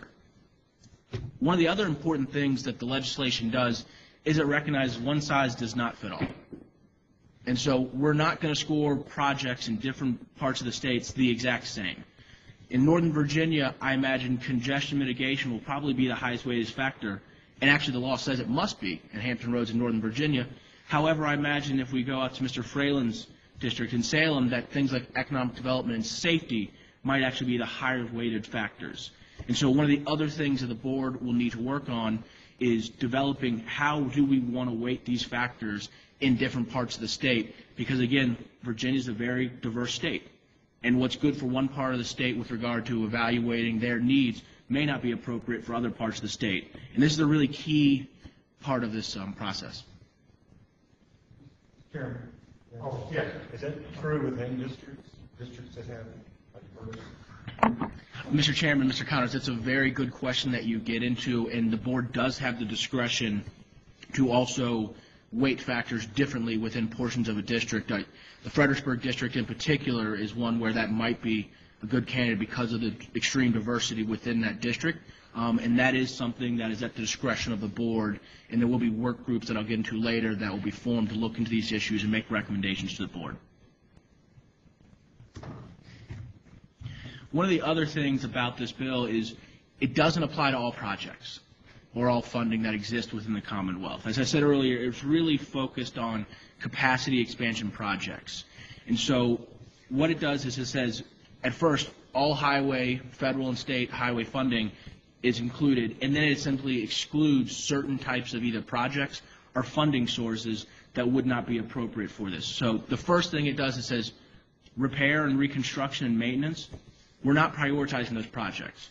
The budget of Virginia and the Appropriations Act has dictated that be the top priority in the allocation of funds for over 10 years, and this process does nothing to change that priority. Similarly, it excludes other things like revenue sharing, where local governments come in and pay half the cost of a project. If a local government is willing to step up and pay 50% of a project's cost, I have a pretty good feeling that's a good high priority for them. You know, when someone's doing that, there's a reason for it. It also excludes other, revenue sources from the federal government that we get that have strict rules, like the CMAQ, Highway Safety Improvement Program, and the Transportation Alternatives Programs. So when we do that, it is a significant amount of money that this process applies to. However, it is not a majority of the funds that you will see in the 6-year improvement program. And I think that's a very important thing for members of the board as well as the public to understand is the more than 50% of the money that you'll see in this program is not subject to this process. However, the money that is subject to it is a lot of the funds that we use today to support economic development, address congestion, other things of that nature. One of the other things that's very important to understand is House Bill 2 does not change how we can allocate funds and the programmatic categories in which they're available to the board. Currently today, the board has chosen to use the $500 million CTB formula, which is on this slide here. This bill doesn't change that. However, what it does do is say within these categories, and the ones in red are the ones that are subject to House Bill 2, we will have to prioritize projects using the factors laid out in that legislation. So again, 5% of the money under the CTB formula still must be spent on smart roadway technology. However, as we select those projects, we must prioritize the projects for that pool of funding using the process in House Bill 2.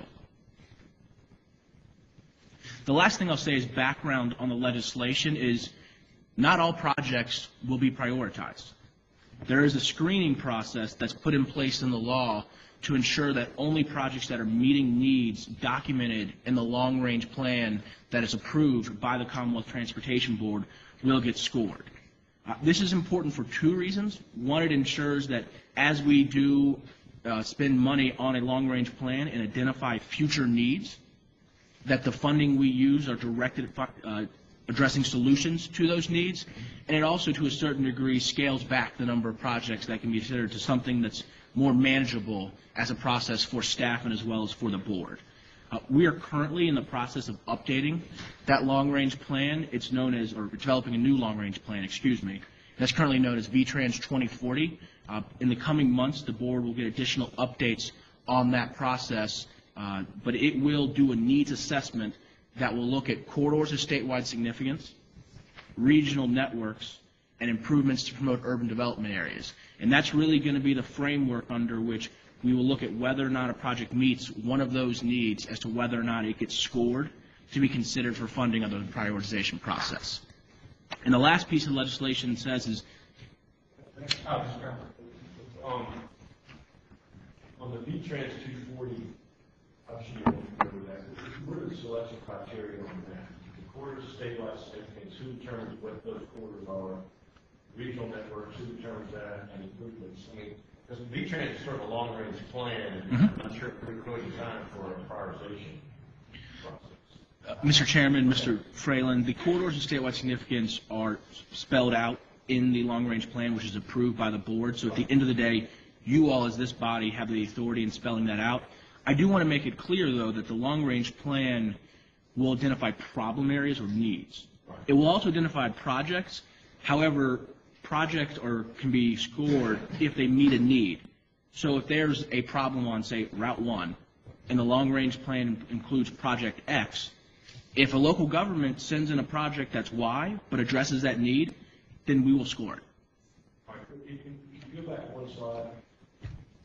So basically, the way it works now is we've got $500 million that we may take and prioritize on a statewide basis. The reason we did that and the reason that's in place is because there wasn't enough money to go through the traditional road funding formula to really get the capability. And so what this House Bill 2 is saying, we need to come up with a prioritization criteria for that $500 million and within each construction district for any money that would flow through to the bottom line formula as in the traditional sense. That's the way Mr. Chairman, Mr. President, that is correct. However, the legislation does exempt the secondary and urban formula funds from this process should the money ever run through that formula again in the future. I'm going to ask a question about urban plans. So within that $500 million, we've got 25% for high priority projects, 25% for bridges.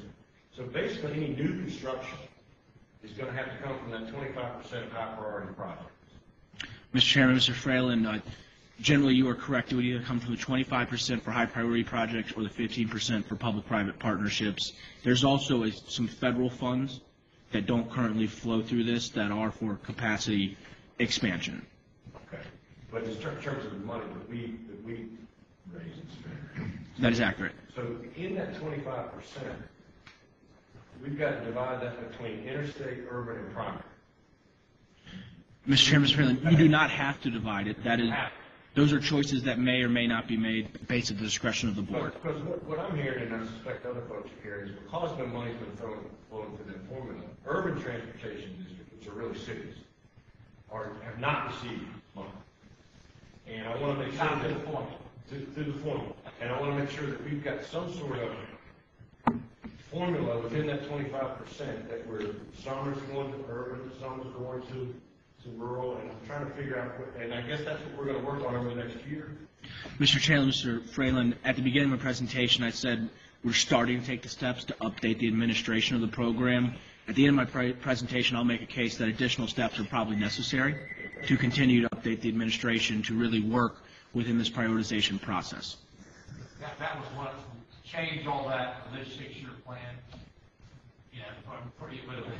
Yeah, but I think Nick's going to get a couple not you get to it. That's something I want. Well, when we do, I also want to know what we pulled out in the out years because either they hadn't been through the NEPA process or for whatever reason that if they have the money or whatever reason they got pulled out, that if any money was pulled out for this first year, we're not going to have time for the prioritization process in place. So was there any money pulled out for the first year of the 6-year plan? Mr. Chairman, Mr. Fralin, I believe there were some revenue reductions that did take place in FY15, which were just a simple factor of the wholesale price of gas was not what I thought it would be, and so there were some revenue reductions that took place in the first year. So kind of before I start talking about the process moving forward, I think it's really important I started to talk about what are the long-term goals for this process, and I think Mr. Fralin started to describe some of the issues that we've really faced with regard to our transportation program over the last 10 and maybe even 15 years, that hopefully after we get through the next 24 months of developing this process, we can start to resolve. So a lot of issues that we've seen is there's been a lot of instability in the 6-year program. You had a lot of money come in with the Virginia Transportation Act of 2000, then you had a lot of it come right back out in 2002 and 2003 when certain general fund appropriations were not made. You had a similar thing with House Bill 3202 being passed in 2007, portions of it being declared unconstitutional, the inability to sell bonds that were expected to be sold, and then a downturn in the economy. And so we've been in a cycle where lots of projects come in and then they quickly go out.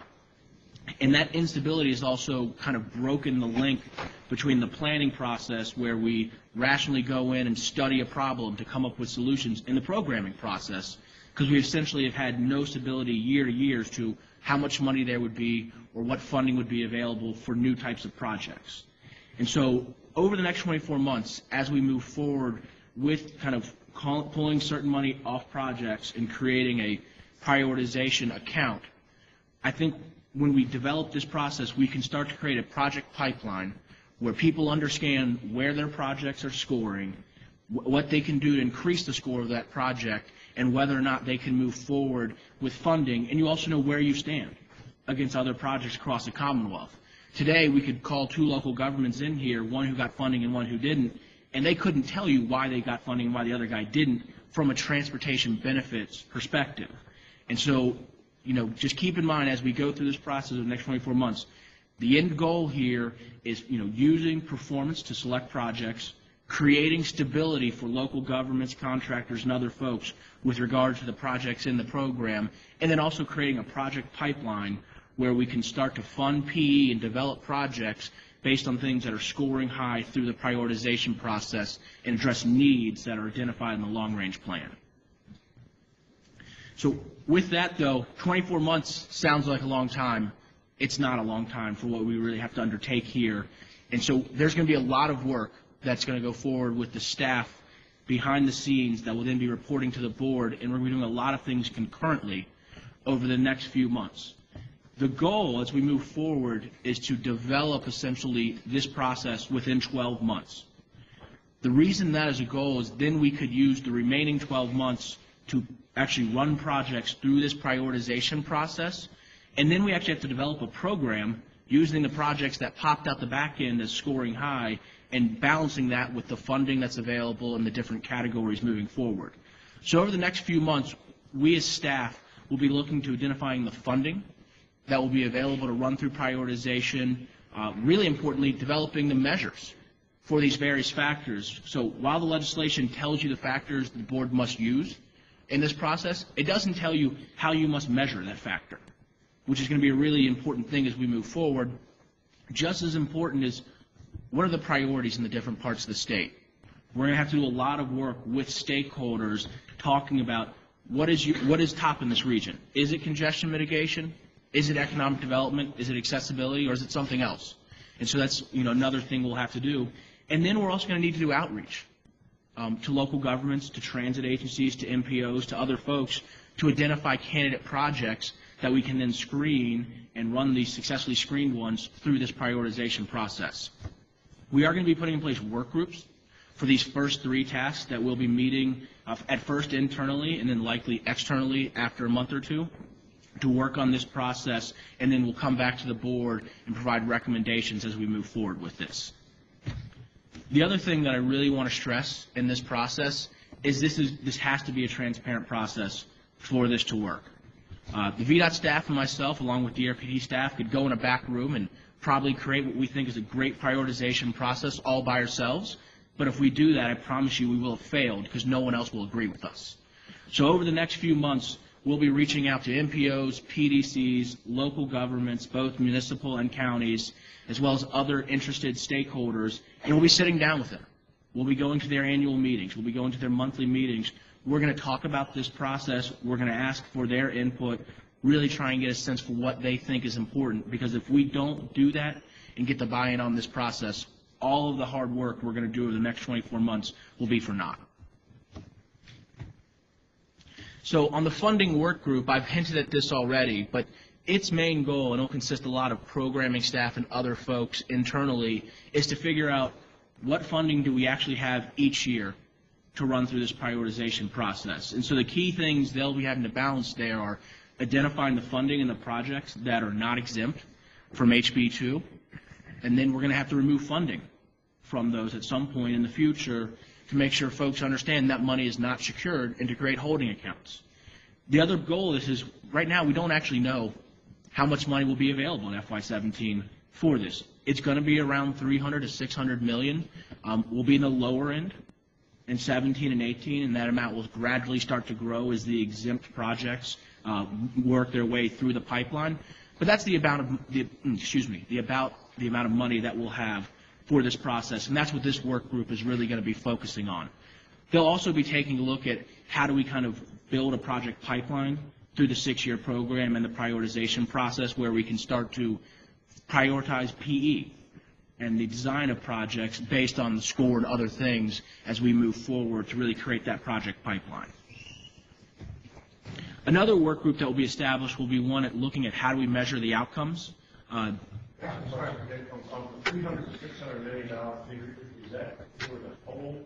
I'm trying to figure out how that works with the $500 million.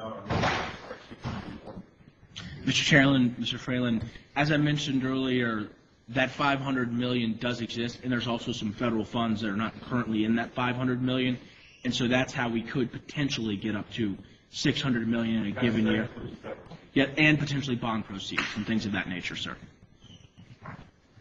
So we're going to have another work group that will be looking at kind of how do we measure these different factors. And the first thing, and this work is already underway, is other states have done this.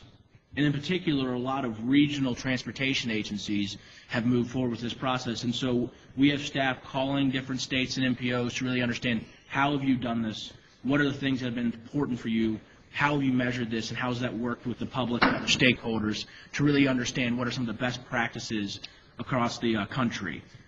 The other thing that this work group is going to look at is, and this is, may sound silly now, but will be really important, is how are we going to score projects in this factor? I mean, there's a whole host of options, and we will be making recommendations to the board on this, but it could be something as simple as, are you a high crash location? Yes or no?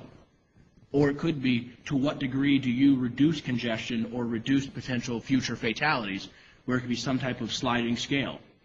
Other things that we'll have to look at is, do we just look at what's on the ground today? Congestion on I-66. We all know that's a problem today. Or do we want to look at things in the future, like potentially economic development along the 460 corridor, where maybe there's not a need today, but there will be something in the future? These are all the types of things that we're going to have to really tackle and understand as we move forward. One of the other things, and some of the other board members have seen this, so please bear with me, but for the new members is, what are we going to measure? When we really start to use performance measures and factors like this to prioritize projects, it's important that we have measures that actually capture the things we think are important. Oh, I'm sorry. Excuse me. As part of map 21, the next proposal maybe for mobility plans and standards, is that going to influence, I don't know if that rule has come out yet. Is that going to influence this at all? Mr. Chairman, Mr. Tunk, and members of the board, what Mr. Tunk is talking about is the last federal reauthorization took the initial steps to kind of transitioning to a performance-based planning process. And I kind of talked about this earlier, where in the past, a lot of state DOTs have dashboards. And they're very, very helpful in that they tell you what the current conditions are. However, they don't tell you whether or not they thought that's what the condition was going to be. So, we have an annual budget. in the Commonwealth Transportation Fund of over $5 billion. And the dashboard tells you what happened after we spent it, but it never told you if that's what we thought was going to happen before we spend it. And what the federal rules, and they have not yet come out for the mobility and congestion efforts, will do is actually say we need to project forward what we think is some type of achievable performance, and then track our progress as to whether or not we're meeting that performance. And so this effort will be influenced by that, but they're actually separate. The MAP 21 provisions will go more into the VTrans process, where we'll be projecting future performance out. What we're going to have to do with this process is pick projects that will help us meet those types of goals. And over time, if we find out our projected performance that we thought was going to be achieved is not, we probably should come back and look at how we've set up the prioritization process and may need to tweak it if it's not achieving the outcomes we thought it would over the long term. So on this slide, members of the board, I just want to walk through this again, because if we use measures to pick projects, let's make sure the measures capture what we think is important. And what you see here is a comparison of Denver in 1982 and Denver in 2007. Now, before I talk about the transportation metrics, let's talk a little bit about Denver in this time period. It grew by 800,000 people, which is about a 50% growth rate. It was listed as one of the top 10 places to do business and locate businesses by Forbes magazine. So from all kind of respects, it was an economic success over this 25 years. If you look at our transportation metrics, one of the most oftenly cited metrics when we measure performance of the transportation system is the travel time index, which is essentially a ratio of how much longer does it take you to drive during rush hour compared to how long it would take you to drive at 3 in the morning during free flow conditions. And so your goal there is to have a 1. It means driving at 8 in the morning when everyone on the road is just as fast as driving at 3 in the morning when everyone's in bed. So if you look at Denver in 1982, they had a travel time index of 1.09. Not bad. 9% longer to drive in rush hour than at 3 in the morning.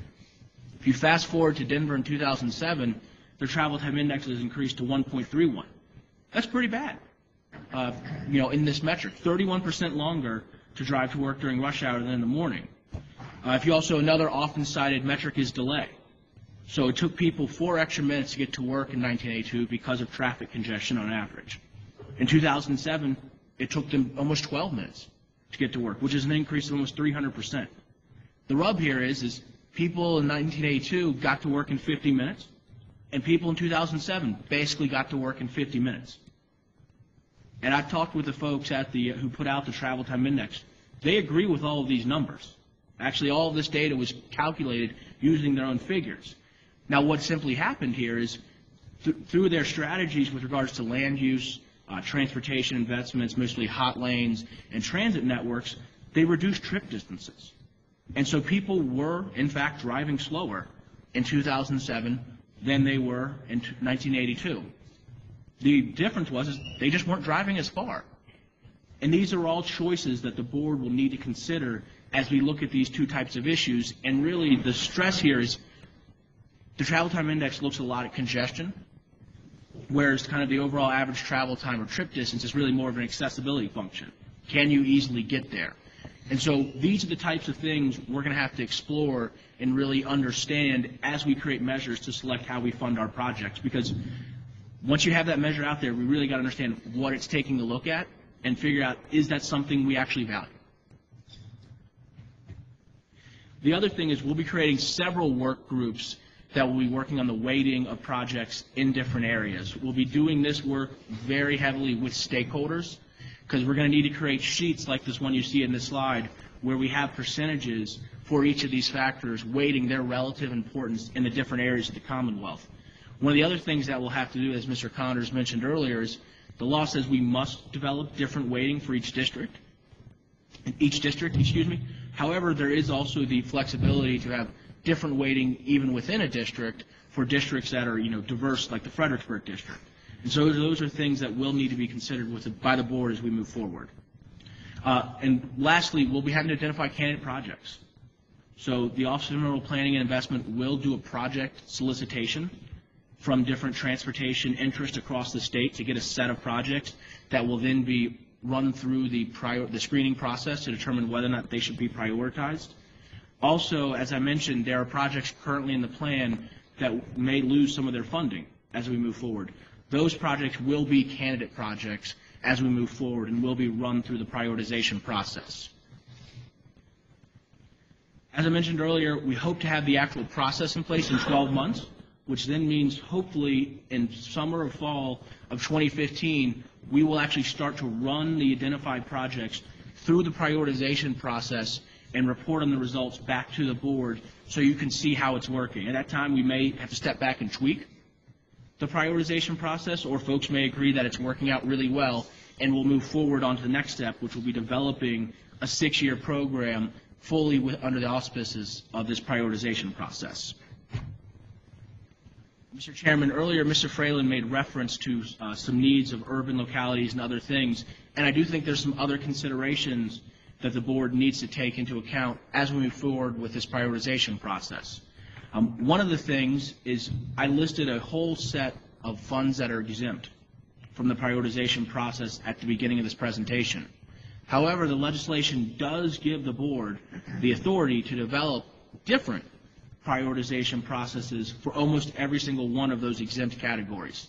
So, for example, the Federal Highway Safety Improvement Program funds are exempt from the writ large prioritization process, and the reason they are is there's pretty specific federal rules. It can only go for safety things. That does not mean the board could, in its judgment, choose to create a separate prioritization process based on just that program's needs. The same thing, for example, with transportation alternatives, which the board could argue there already is a prioritization process through the scoring that staff already do. But that is something that the board could look at and could consider as we move forward with this process. The other things are some stuff that Mr. Fralin started to hint at, and that's, does the current formula work well under this prioritization rubric, or does it need tweaks? How are the needs of local governments, particularly municipalities, where they maintain their own roads and they're not in the VDOT system, considered? And so there are ways where we could look at potentially tweaks to the $500 million formula, or tweaks to the old 40-30 formula, or some merging of those two formulas, or we could decide actually it worked great, we don't need any changes. But I do think that's something the board should take a look at as we move forward with this process, because again, House Bill 2 does not change the allocation of money. What it does is change how we select projects within those funding categories, kind of moving forward. I do want to note to members of the board that any consideration of this nature is not an administrative policy that you could change. It would require legislation to be passed by the General Assembly in a future session, which would be no small task. The funding formula is something that has always been a very, very touchy and controversial subject in the transportation committees, and I have no reason to expect it would be any different if the board were to pursue legislation to modify it moving forward. So again, just in closing, if we're successful in 24 months and in 4 years in implementing this, we will put in place a system that helps promote performance, provides stability, and establishes a project pipeline with certainty for local governments and other funding partners. And with that, Mr. Chairman, I'd be happy to answer any questions. Mr. Chairman, Nick, what about NPOs that already have a part of the process? What's the most?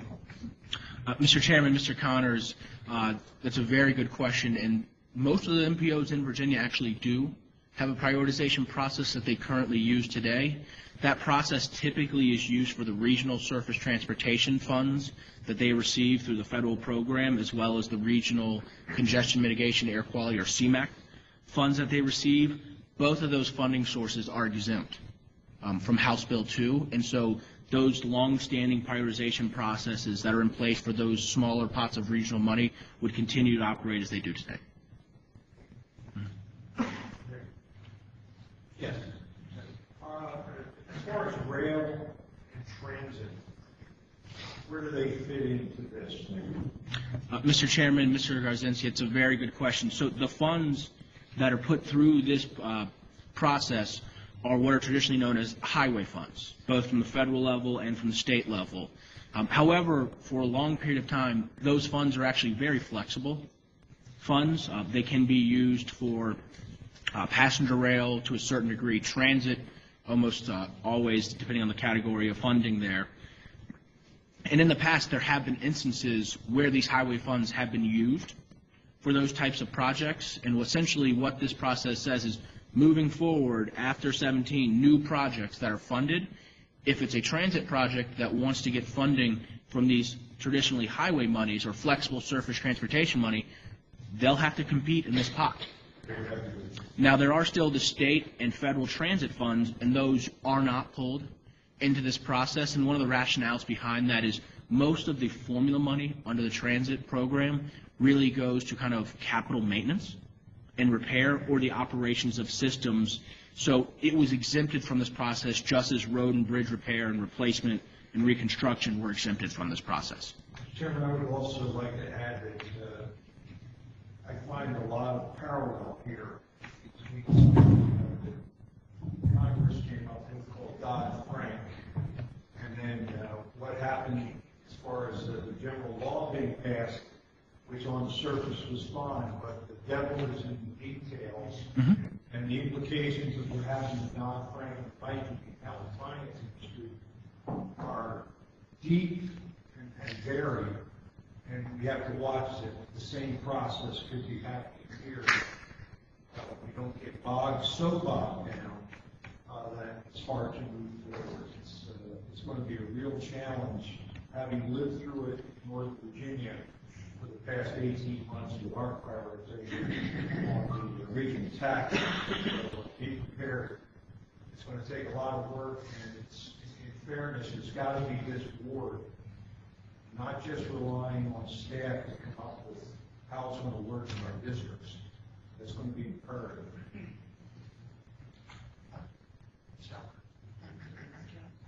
So, as we launched this process and we identified the initial candidate projects in that first year, how do we maintain and monitor the criteria throughout the 6-year process? Mr. Chairman, Ms. Valentine, that's a very good question, and I think one of the other things that this board will need to tackle as we move forward is how often do we run projects through the prioritization process? Do we do it on an annual basis? Do we do it biannually? Do we do it in some greater tranche than that? Because, when we program funds, projects don't get finished in a year. They take multiple years to complete, and I think that's one of the things that we'll probably have to examine, look at, explore, and then make some recommendations, and you all ultimately decisions on how often we should do that process, because it is an open question. And the intent is not to eviscerate the current plan. That's why there was a recognition we had to work with. And my guess is, it's like anything else, you can only make a decision on the best information you have, then make a decision to prioritize this project, start it. Well, I don't see a year later, 2 years later, oh, this was a better project, stop this. It's sort of like dealing with here in Charlottesville. It's an internet. In other words, let's get some projects going that will give us better decision as we continue our work here. And I think that's really the whole purpose. It's not to slow down work. In fact, it's quite the opposite. It's hopefully will give VDOT a plan that they can implement. When it came into office and there was a governor's list. That was different from the previous governor's list, which was different from the previous governor's list. And, you see money going on projects and coming off projects, and they think it's in the out years. And we all know in the out years of most projects that money was nice to look at, but it was no guarantee it was going to be. The intent of this is to have VDOT become a delivery agent, that we have these projects, they have some certainty what's going to be delivered, and they start rolling them out. It's also, just trying to put it out, take some of the politics. It's not naive enough to think it's going to take it all. But let's take a very controversial road, I-County Parkway, for instance. If it scores very high, that's a good criteria for us to determine, what are we looking at? Conversely, if it scores very low, that may give us a different way to go. So we take some of this out because we all know that as soon as oxen get ignored, many times you're standing in front of us. So this is an attempt to try, and I believe it can be, we've done it in Northern Virginia, with it looks like in Hampton Roads, where it's like, you get these projects lined up, have agencies that are actually delivering projects with some certainty that project is not going to get down the road, and all of a sudden the next governor says, well, that's not my fault. I said this when I went to Governor McCullough. I said, Governor, this will really be the last time a governor really can set the plate, because from here on out, the law is going to require. You know, he campaigned on some things, and obviously those were considered. But his response was, you know, just line them up. I mean, that's the only way. Just line them up, pick the right ones, get this prioritization process. So worked very closely with the speaker that Nick and I did. And I want to point out Nick primarily. Nick did a lot of this legwork, detail working with the staff and the speaker, so he deserves a lot of credit for this bill. But, I mean, the idea is we got these new monies. We talked about the problems, all the things we were trying to do. We didn't have money, trying to put round pegs and square holes. And I think, again, it was all well-intentioned. Some of the results we got were not so good. And so this really is a continuing step to really deliver a program and not a political, you know, back and forth. But I know politics will always be part of it. So this is what I would suggest there is a core criteria that is important to measure the success here, and really picking up from Vincent's comment, and that would be an efficient implementation and usage. If you don't have an efficient process, then you don't have a good process. So, yeah, well, we're happy. And Mr. Chairman, but I think one of the other things that I alluded to but didn't explicitly state, we also have to make sure everyone understands it, and that we can present it in a way where people understand why they've done it. If they bought in on the front end, but then everything comes on the back end and they have no clue. Exactly. So I couldn't agree more with your comments, Mr. Whitworth. Yes. Will there be a process for post-completion project review to look at how the project performs after complete versus how the metrics align on the front end to adjust the process in the out years? Mr. Chairman, Mr. Kaskowitz, that's a very good question. We are putting in place the basic elements of establishing the process through that in the long-range plan, where we will project forward future performance based on funding, needs, and other criteria. And we're going to go back and look. And if we said after spending this amount of money after 4 years and we thought the outcome was going to be Y and it was only half of Y, then we have a problem. And we're going to need to go back, hold ourselves accountable to what happened, and understand what happened differently than we thought it would, and change our processes to be able to account for those factors moving forward. The tough part about the business we're in is there are a lot of factors we don't control. That doesn't mean we can't influence them. You know, transportation really has two kind of components. There's supply and there's demand. This board has complete control over the supply within the resources available to it. However, with the exception of the local officials on this board, we have no control over the demand aspect because that's mostly driven by local land use decisions. However, that doesn't mean we can't seek to influence them in instances if we deem that's necessary to help achieve the performance we believe the citizens should see demonstrated from their investments and the taxes they pay. I think you're right on that. Since we're in Charleston, that's a good example of that. I mean, these decisions driving policy, driving these decisions. But I think this is a unique kind of opportunity for us, because we're the first board that's going to set these priority numbers. And we can change them. I mean, the way I read the law, go back in, you can change them, but it's not going to be without heartache to do that. But I also want to say that the way I read it, we're going to set these priorities, and we're going to follow them. Now, what's going to happen practically probably is projects can go really close. Like one got a 77 and one got a 75.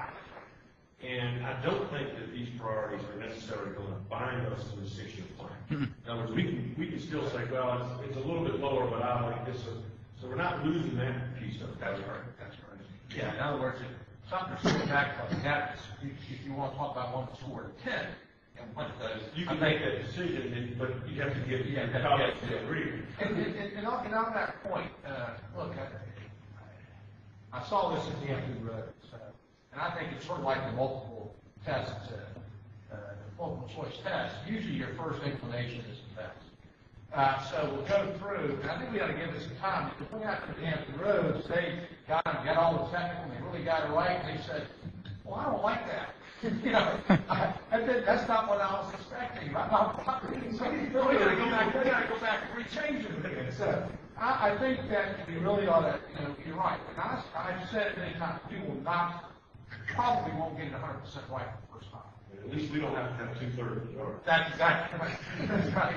But I think we ought to do our best work and run through it, and then assess it, instead of, you know, getting it up and saying, now look, it says that drive bridge over here is 4 times in Interstate 66. I would think we would say, well, maybe we take a look at that. But my point is not to say, well, gosh, we're trying to put objective measures in, and that's going to be hard for us to say, well, subjectively, that just don't make any sense. And so I just need to be condescending, and that's why we thought we'd get some staff work done first, before, you know, we're all popping in and saying, you know, in that regard, because we all bring our own devices, and hopefully we've got technical people that cut through some of those to give us the first look. Yes, we will have, Mr. Freeland, some example in Northern Virginia where the Millennium Bill states that they have to be rated, but it doesn't say you have to go by the ratings. So when those ratings first come out this year, it'll be an interesting dynamic within MBTA. Where do the ratings stack up for making the decisions to move ahead on? We'll be able to tell you that. I don't know, some of them think it, you know, they read, oh, it's 77 versus 75. You got, you know, that's not what this law says. Mr. Chairman, before I say that, I just want to clarify one thing for the local government staff or representatives streaming. Influencing does not mean control. And this board, I don't believe that ever wants to control local zoning or other decisions. So I just want to clarify that for anyone who might have taken the comments one way or another that I made earlier. I've been to those hearings. I don't want to stand in front of them. Well, we're talking out the hallway and this process of dealing, I think it's very messy. I just don't know better. That's what it is. And I've got all the 6-year plan hearings. I'm sure it's going to be a pretty loud process. And I'm sure that we may not get it right totally the first time, but I think if we can get through it, I think our agencies will have a plan to be continuity that we're actually delivering projects. They don't have to worry about, well, started right away, but now the next governor says, I want the money on this one. Yes, I'm going to ask one question. On the, just around the 6-year plan is probably a little early, but when does the public input on these criteria? Would that be the next round of 6-year plans? Mr. Chairman, Mr. Freeland, we're going to start that this summer. Yeah. I believe we need to get input. Hearings in the districts. Oh, excuse me. Can you repeat your question, Mr. Freeland? I may have misunderstood you. Well, what I'm saying is, each district has to come up with their own prioritization. Their own district is going to be different than Lynchburg. Right. So, we're going to solicit public input as to what those criteria are.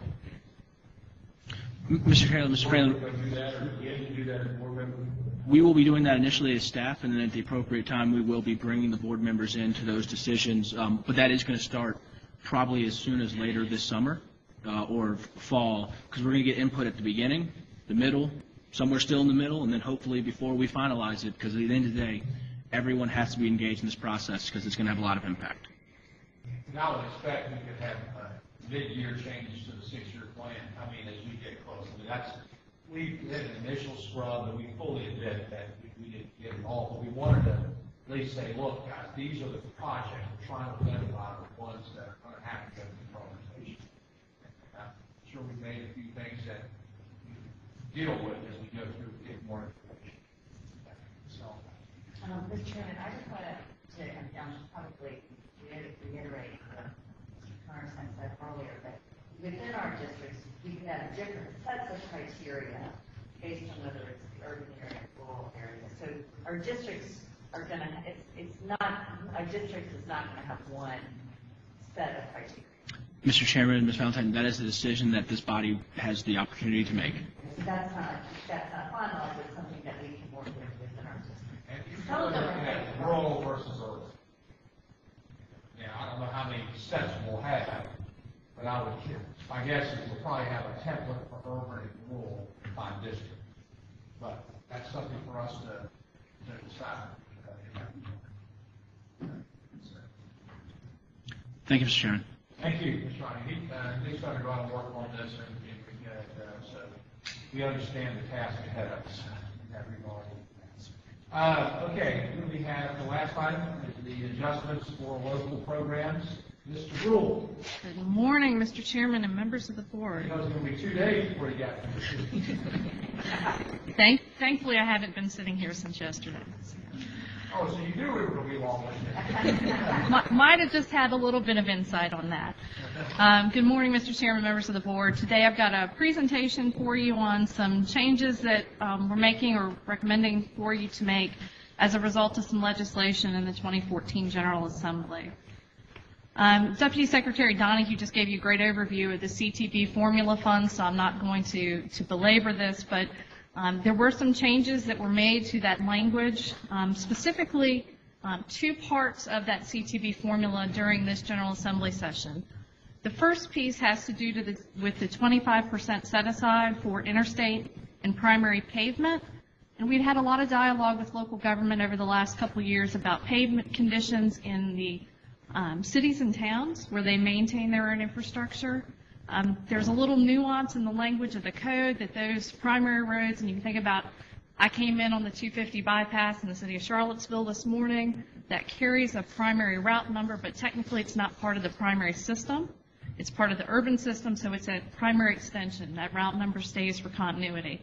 So there's a little nuance in language to make sure that those routes would be eligible for that set aside of 25% to reconstruct pavements on the primary system to add that eligibility. And there was also a change to the 5% set aside for unpaved roads. Previously it had been set at 200 vehicles per day, and it was changed to 50 vehicles per day to match the existing unpaved road statute. And I'll go into each of those changes in a little bit of detail. I already explained what a primary extension was. If you look at the lane mileage, it's just under 4,300 lane miles statewide of primary extensions that are maintained by localities. Nearly half of those are actually in the Hampton Roads District. I think that's just an interesting fact to share. In terms of lane mileage, those primary extensions represent 14% of the eligible lane mileage that can receive that 25% set aside for paving. We also looked at vehicle miles traveled to look and see if it was a difference in traffic. Interestingly enough, it came out to 14%. So 14% is a pretty good measure of what those roadways represent in terms of that system. The legislative change I would like to mention was brought to us by the Virginia Municipal League and the Virginia for Cities Coalition after a lot of dialogue, and we've worked with them on this process as well. There's a lot of background with the board when you look at primary extensions and local maintenance. Going back really to about 2011, we've done a lot of research, data collection, and looked at the conditions of the roadways that are maintained by local government. What you've got is a slide that was presented to the board in June of last year that kind of culminated the work that we had done over a couple of years looking at the condition of their roadways. And what we did was we went out using our pavement data collection contract, collected data on the local system to see if we could make an apples-to-apples comparison on their pavement condition. And what we found was kind of interesting. If you look at VDOT maintained primary statewide, about 18% are deficient in terms of the critical condition index. If you look at the primary extensions that are maintained by local government, it was 42% deficient. So they're definitely, our research showed a need on the local side for greater investment in primaries. So what I'm sharing with you today is a recommendation on how we can provide some funding from the CTB formula for primary extensions. And our recommendation is to set aside 14% of the CTB formula paving allocation, so that's 14% of the 25%, so that we can do an application-based program for local governments. We could accept applications on an annual basis to support pavement overlay, rehab, and reconstruction projects. What we're recommending is a maximum request of $1 million per locality per year. In looking at some of the potential candidate projects out there, we think that's a good number to help get the money spread around. By code, the roadway must have a critical condition index rating of 60 or less. That shows that there's the deficiency on that segment. We're recommending that the projects must be ready to be advertised within 6 months of allocation, trying to get that money out there working and get those roadway conditions improved as quickly as possible. Also recommending that projects that are selected that don't meet that criteria of going to advertisement in 6 months may be subject to deallocation, again, to keep the money working and get the roadways in better shape. Fourth recommendation under that application process is a certification for maintenance of effort. One of our goals with this particular recommendation is that this funding is available to supplement, not replace, money that would already be spent on paving in the local system. So we're going to look for our local partners to certify to us that they're going to maintain what they're currently doing, and this is over and above what they were already planning to do. Sticking with the theme of prioritization, our recommendation would be to prioritize projects for funding based on a technical score that would consider 50% of that score would be comprised of pavement condition, 35% comprised on traffic volume, again trying to target this pot of money towards projects that serve the greatest amount of traffic and are in the worst condition. And then we have a 15% factor in there for prior expenditures. For those localities that have invested in their pavement and they still have parts of their system that have great needs, this would basically be a little bit of a bonus to help those projects score well. We do have data from 2012 for these roads, these potential candidate projects, but if we're going to continue forward with this, we would need to continue to collect data on the local system so that we can make that comparison and have that clean data set, because there's so many different ways to look at pavement data. Thank you, Mr. Chairman. Thank you. Let me ask you a question. Is this, and I'm looking forward to the rest of the presentation, but I think this may be an appropriate place to ask, does this have the potential to punish localities who have put more resources and more investment into their roadways than others, and would they end up getting punished by the process because they have had a lot of capital expenditure? Mr. Chairman, Mr. Rosen, that's a fantastic question, and we've worked with local governments over the past 10 years on various issues related to maintenance payments, and we always hear from those localities that have made significant investments that they don't want to be penalized if something like this were to come along in the future. That 15% factor basically helps those folks out so that their projects would continue to qualify and score well, and it basically rewards them for making that level of investment in the past. But where did that number come from? I may have missed that. Where it's 15% a fair number for localities who put significant capital resources into those roads, weighting less than, and understanding safety, accessibility, and all that from a primary extension aspect within the areas. But is that a fair number to put on that without looking from jurisdiction to jurisdiction as to the resources they've allocated? Mr. Rosen, to get a little bit more into detail, that's 15% of the technical score. We've actually looked at weighting that.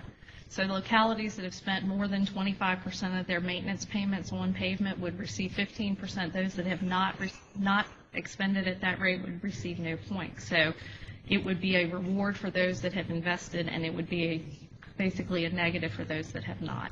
And that 25% is something that we look at compared to what we spend on our maintenance budget, how much we invest in pavement. We figure that's a pretty fair rate that you need to be investing in order to maintain your conditions. Okay, thank you. All right. So what does that mean? 14% of 25%. The chart on the screen, I can tell you it's hard to read. It's hard to read from here. If you look at it over 6 years, we're talking about $70 million. Fiscal year 15 is just under $5 million.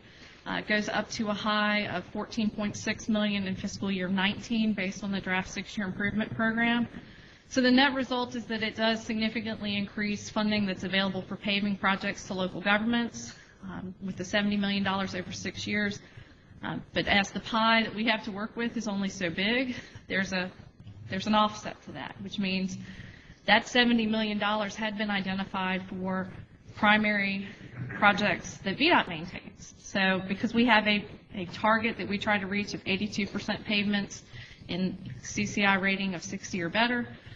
We need to continue to make that investment in order to maintain that performance target. So that $70 million that we're going to send to local government needs to come back into the primary system, and the net result is that that would impact the amount of money that would be available to go to the secondary system paving out of our maintenance budget. And I think that's an important point to make, that legislation directs we consider, and we think it's the right thing to do, to extend this to those cities and towns to maintain their own system. But there is an impact to the primary VDOT, the state primary system.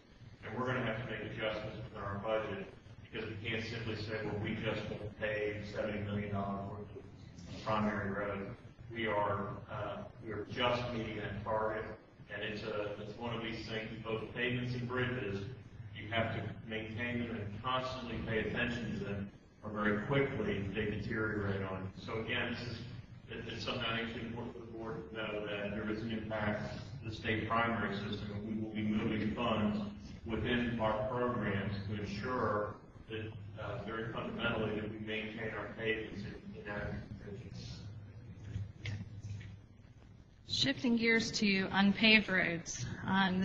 As I mentioned earlier, the CTB formula, as it was originally adopted, established a 200 vehicle per day threshold for high volume unpaved roads. The formula threshold has been for quite some time 50 vehicles per day, and fiscal year 14 was the first year that funding was distributed using the CTB formula for these high volume unpaved roads. And it came with some challenges. There were 93 counties that had, quote unquote, eligible unpaved roads. Some of those counties had very small mileage of unpaved roads, over 200 vehicles per day. And we actually had 12 counties that received funding that they were unable to program based on the 200 vehicle per day threshold. Our systems in terms of inventory and traffic data collection are all kind of have historically been triggered around that 50 vehicle per day threshold, and getting that inventory and traffic data was a little bit of a challenge for that original change. The change to 50 vehicles per day that was made this year is going to ensure that most counties now have the opportunity to receive CTB formula unpaved road money. That does provide greater geographic equity. It gets money back into some of the more rural parts of the state, and ultimately it furthers our goal of eliminating the backlog of unpaved road mileage statewide. Our goal, what we've done from a policy perspective within the department, is to really try to focus on providing hard surface roads at the lowest possible cost so that we can really reduce or eliminate that backlog. In terms of a recommendation for unpaved roads, we recognize that there's still issues that are specific to high volume unpaved roads that do warrant some special consideration for funding. So again, we're going to bring you a recommendation that we set aside 10% of the CTB formula unpaved road funds to provide, again, a supplemental funding source for providing a hard surface on high volume unpaved roads.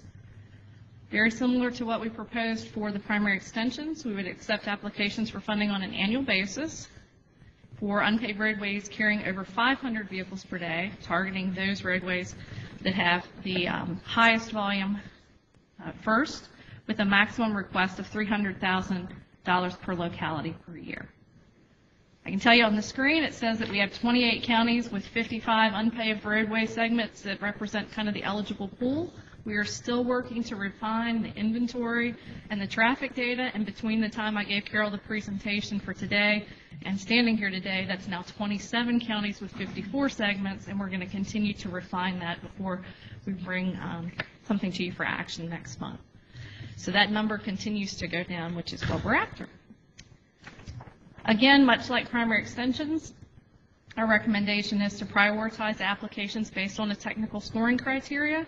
The criteria on the screen, higher volume routes, projects that have engineering complete and right-of-way secured. Again, trying to get projects that can get, through the development process and on the street quickly. Construction beginning within 6 months. Projects that have additional local funds allocated, so that there's some other funding sources or skin in the game, so to speak, to get those projects completed. Projects that address identified safety issues or provide direct access to schools and public facilities.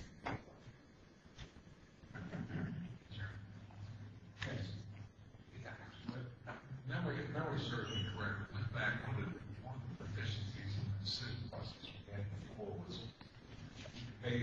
expensive to go in and upgrade the roads because of the right-of-way requirements, the drainage requirements. Didn't we change that scope?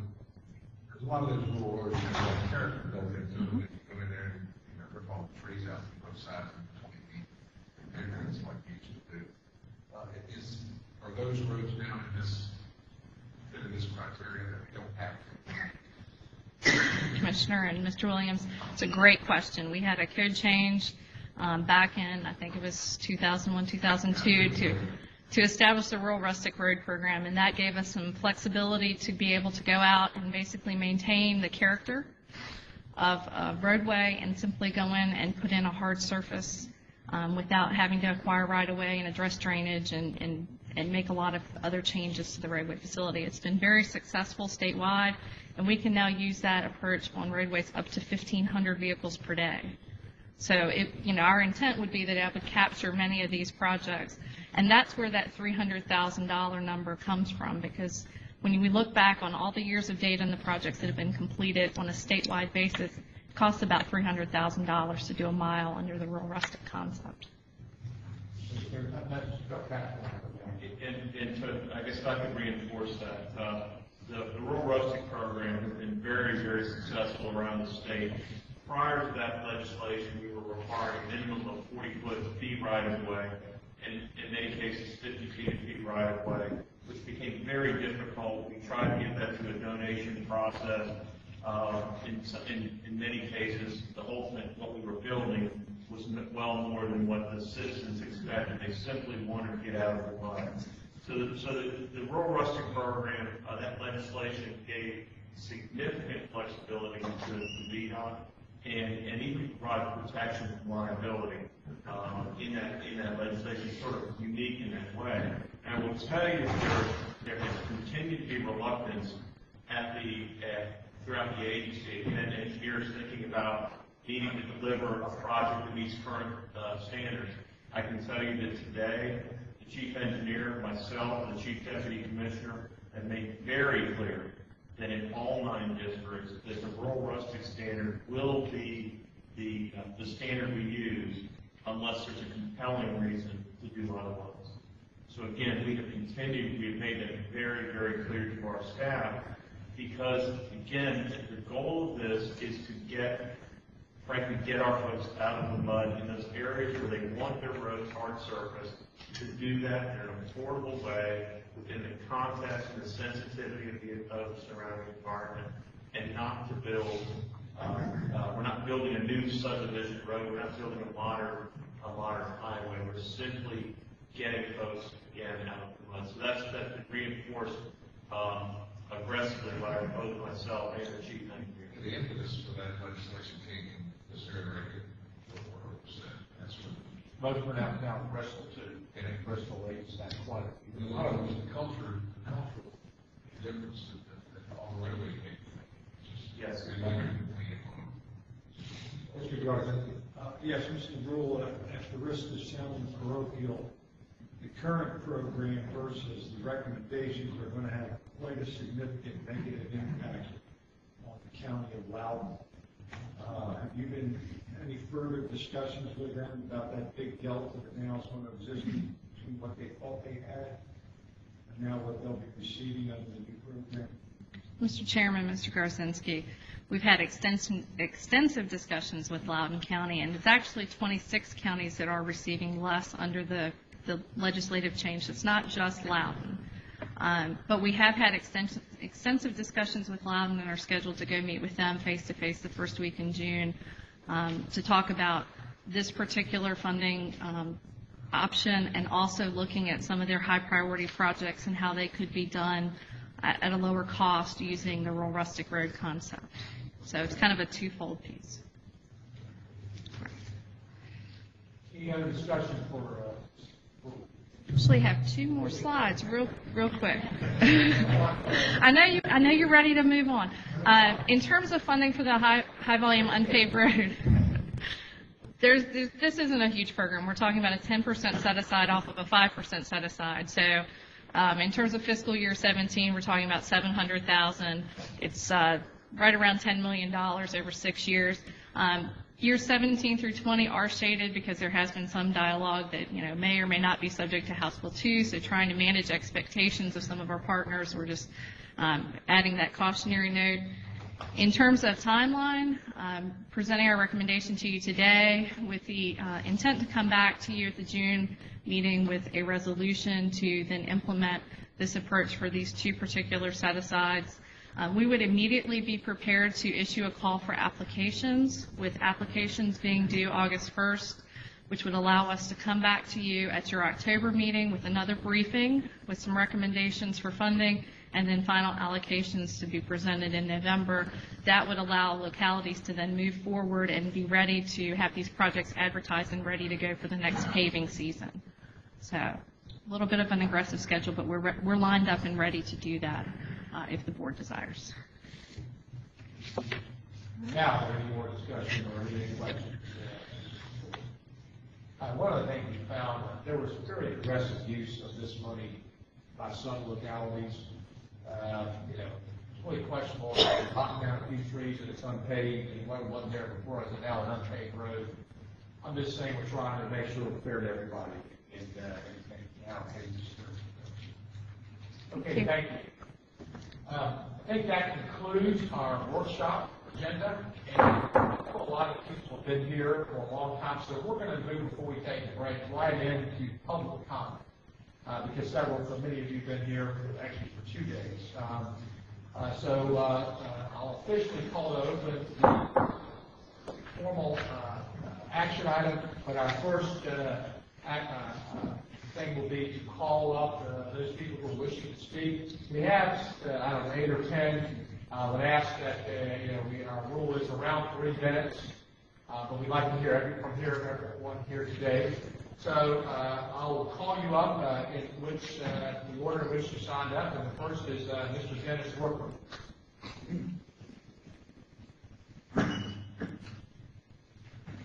Good morning. Good morning, Mr. Secretary, Mr. Commissioner, members of the board. I'm Dennis Rooker. I'm a resident of Albemarle County for more than 40 years. The Route 29 corridor solutions which Philip Chuquette brought to you yesterday are sound recommendations that are supported by years of previous traffic analysis and environmental studies performed by VDOT, the EPA, the Corps of Engineers, and other federal and state agencies with jurisdiction over federally funded transportation projects. I've had much background and experience with these issues as I served on the Albemarle County Planning Commission for 4 years, the Albemarle County Board of Supervisors for 12 years, the Charlottesville-Albemarle MPO for 10 years, and the City, County, and UVA Planning and Coordination Council for 12 years. I know that I'm speaking for thousands of my prior constituents in expressing appreciation for moving forward to a point of final decision. Completion of this project list will provide the area with important, functional transportation improvements that will serve local and through traffic for many years. One of the things I wanted to address was a question that came up yesterday about what the parallel road component of this plan will do for through traffic. 87% of the traffic in the corridor today is local, meaning 13% is through traffic. Of that through traffic, a little over a third is actually through north-south traffic. That translates into about 2,000 vehicles a day of through north-south traffic on that section of the road today. You have below you, when you come out the door of the hotel at the bottom of the hill, I think the only 8 and 10 lane section of Route 29 in the state. That widening was done at a cost of about $100 million, and there's a further widening planned, as you know. It would be about another $50 million. The parallel roads will take a substantial portion of the local traffic, the 87% of the traffic, off of Route 29, freeing up a huge amount of capacity on this 8 and 10 lane section of Route 29 for the 13% of through traffic to use. Combining this additional capacity with the installation of a state-of-the-art adaptive signalization system, which is already in the works, and an overpass at Ryer Road will provide for a very significantly improved flow of traffic in this corridor for many years. And again, I say that out of long experience. I've been involved in every traffic study that has ever been done in this area over the last 16 years. I also want to thank VDOT and the CTB for its creation, the installation of the Rural Rustic Road Program. It has been a terrific success in Albemarle County and has resulted in many of our citizens having better roads than they would have had otherwise. Thank you for your consideration. Thank you. Next is Trip Pollard.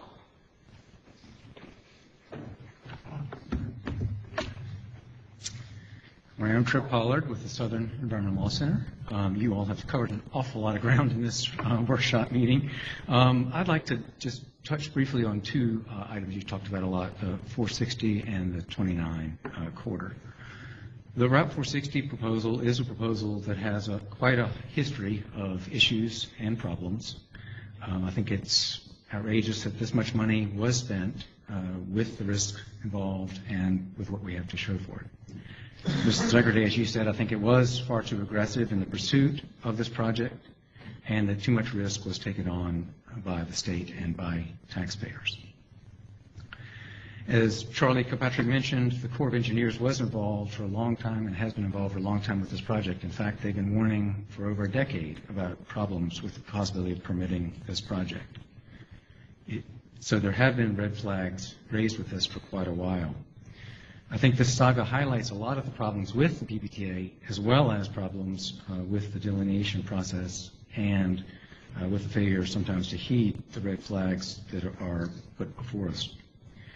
So I haven't seen the resolution yet or the language that has been circulated to you all, but the idea of certainly of increasing the transparency, increasing competition, and giving greater input and information to you all as well as to the General Assembly are all positive and critical steps, and I urge you all to adopt them.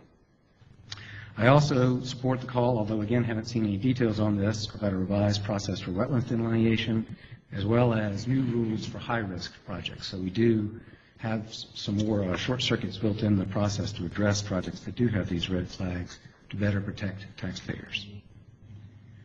There are also some specific questions that have been raised about the purpose and need and some of the discussion here this morning for this project.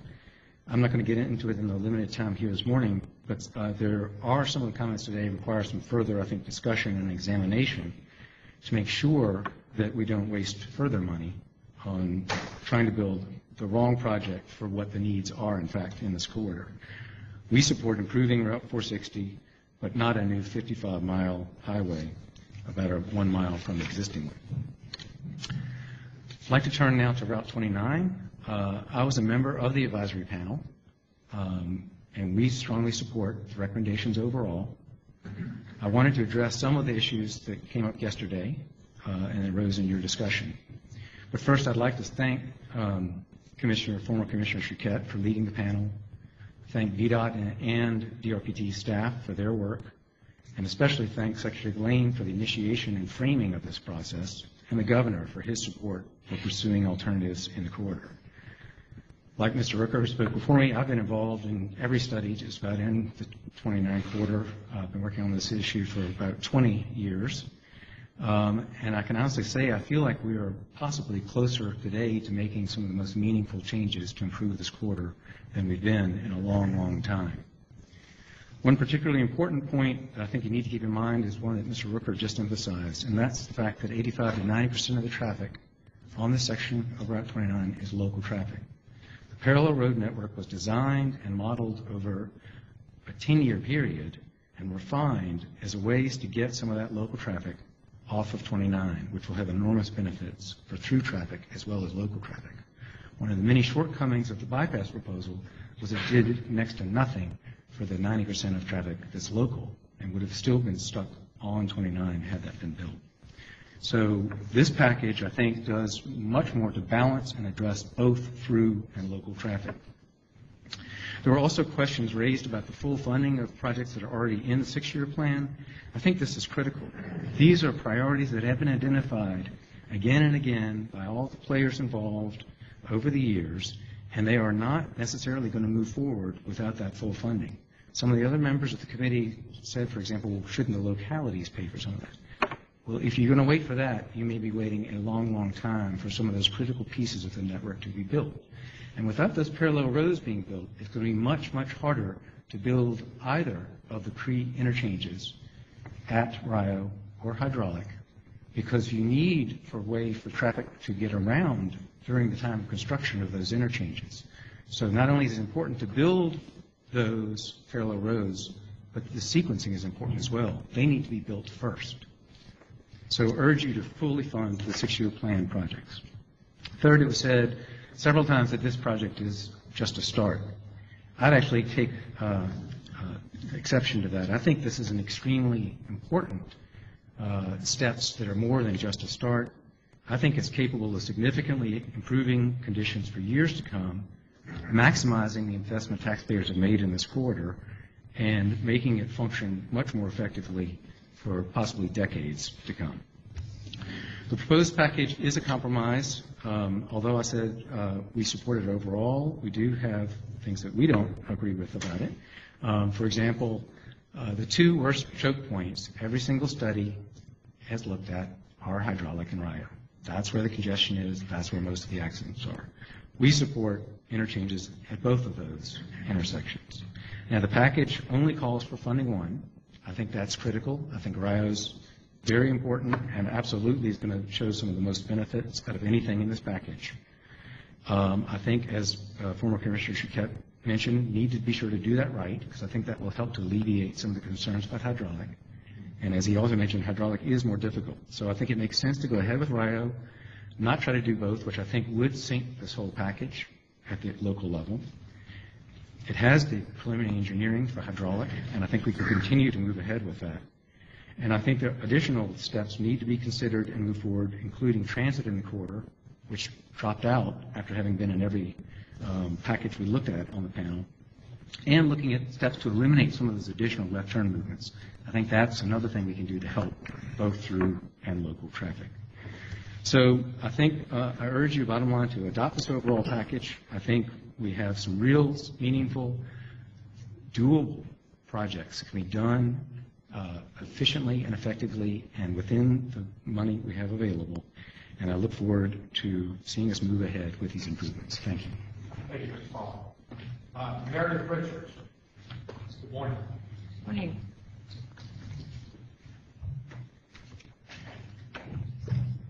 Secretary Lane and members of the Commonwealth Transportation Board, I'm Meredith Richards, speaking on behalf of Seaville Rail in support of the second frequency of the Lynchburg train, which is part of the Route 29 Advisory Panel recommendations.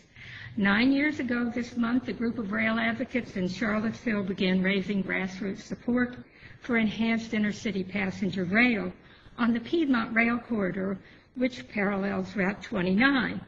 Within 2 years, we had organized 22 political jurisdictions, from Danville to Manassas, as well as many citizens and organizations, forming the Piedmont Rail Coalition in support of better intercity passenger rail for the corridor.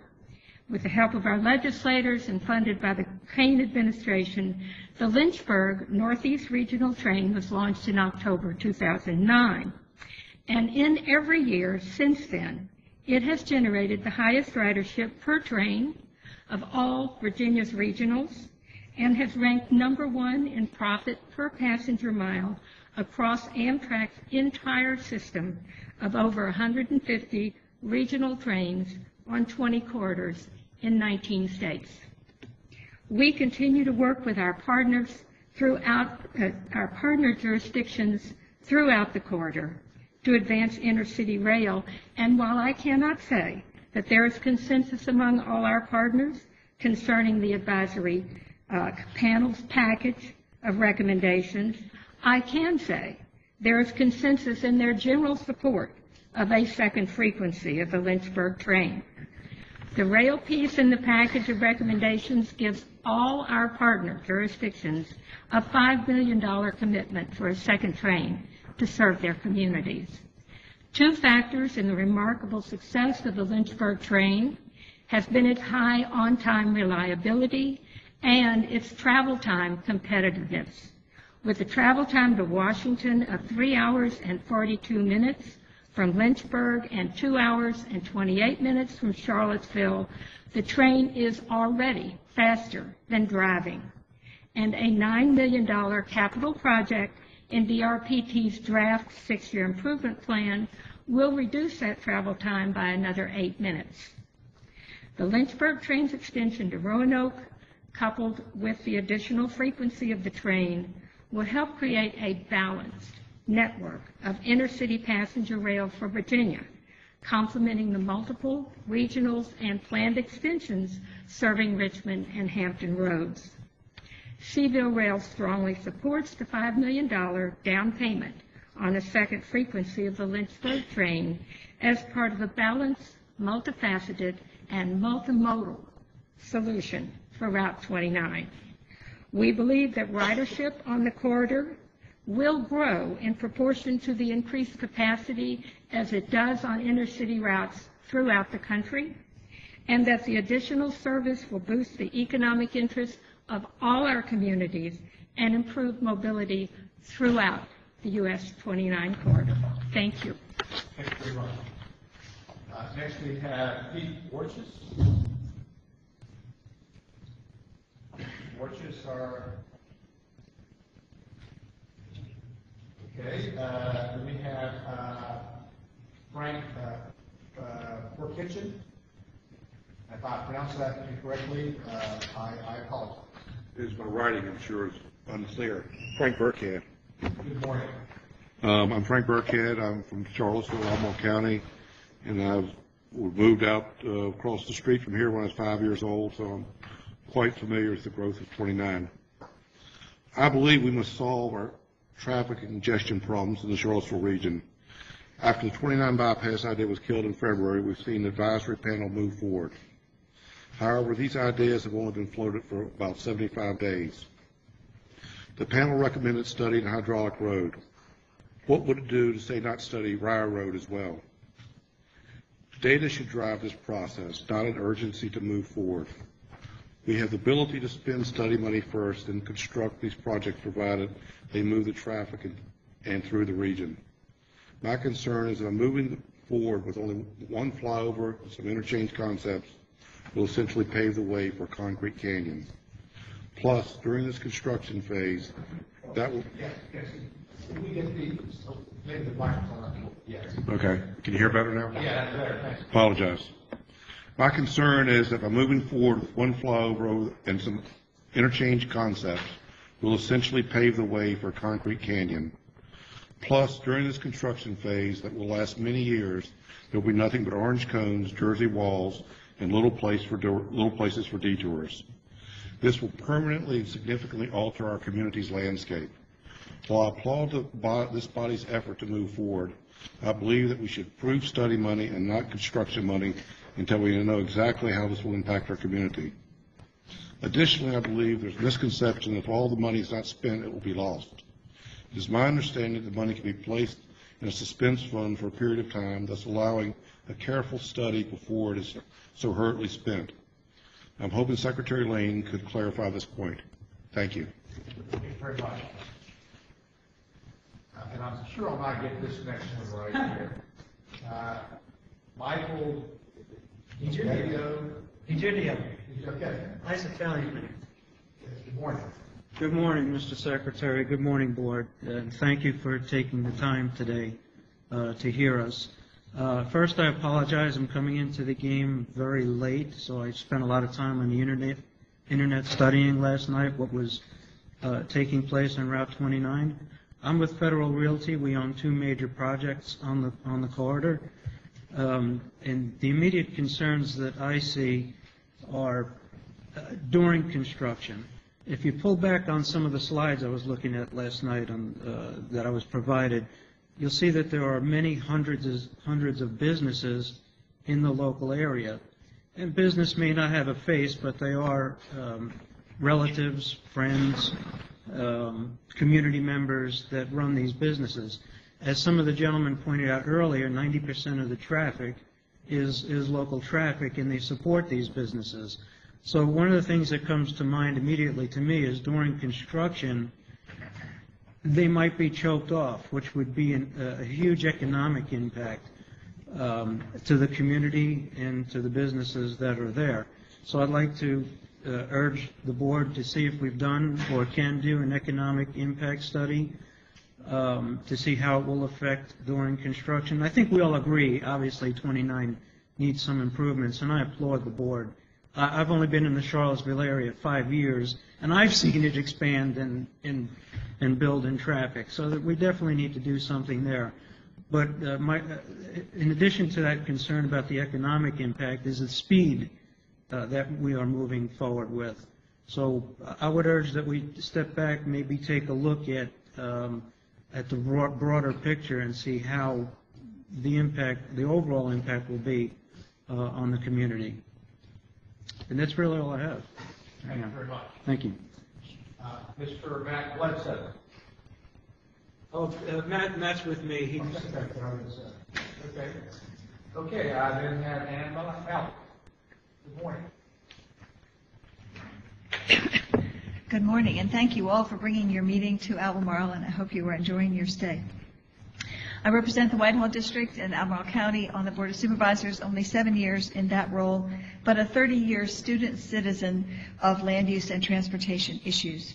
And from the audience, what I've learned from the task force, I support their recommendations heartily for our solutions for 29, and thank you, Mr. Secretary, for the public process to expedite this decision-making in the corridor. Part of the support is based upon the successful improvement delivery that I've seen in projects in Northern Virginia, and hope that we will benefit locally from the experience which VDOT more recently has in working with communities to bring projects successfully finished.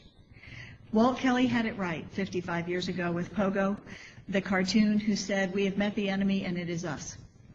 And I have no debate today about origin destination of the 60,000 vehicles on this corridor, but one fact is immutable. It is the huge majority of travelers in this corridor have local business, shopping, work, delivery, or shipping happening here. In 2007, the VDOT Route 29 corridor study looked from 66 to the Carolina line and contains all the data to support the conclusions. Recommended projects from that study to improve mobility are part of our local plans. Our local goal has been to get more of us out of the way for the through traveler. The parallel road network in our long-range plan adopted in 2005 was developed for that purpose. Very significant changes are coming. Our in-sync light control, synchronized lights for the whole corridor has been in process and funded locally for almost 2 years. It was supposed to be up and running last summer, but we are expecting it pronto. Is number one on our priority list. Our experience with this system in the eastern part of Albemarle County has shown substantial reduction in travel times. Throughout Virginia and other states, there have been dramatic improvements using this technology, including for side road intersections. The area we need to and want to enhance is, as Dennis said, the only 8-lane section of 29 in Virginia. The widening was done here at a cost of more than $100 million. It is an asset we need to improve and continue. It took us 15 years to accrue the secondary road funds for the Meadow Creek Parkway, or the John Warner Parkway, which is now up and running, and a feeder road to the Rio Road intersection. Other parallel roads, Hillsdale to the south and Berkmar to the north, are partially constructed with local funds and cross 29 at Rio in a loose S configuration. They support both our city and county business main streets. Yesterday, the question regarding the number of stoplights removed was raised. I want to emphasize that, in my view, more traffic improvement will result than just the removal of those 4 traffic lights for through travelers. This is the beginning of refinements in the corridor, such as further left turn changes. Safety will improve because our accidents are clustered at these intersections where our improvements will occur. When the largest intersections with multiple turn sequences are streamlined through the separation of through and local vehicles, that in itself will speed up the entire corridor with synchronization. There will be many more people using parallel road networks because of the improved crossings east and west. The Berkmar section today delivers more shoppers to the shopping center to its east than Route 29 does.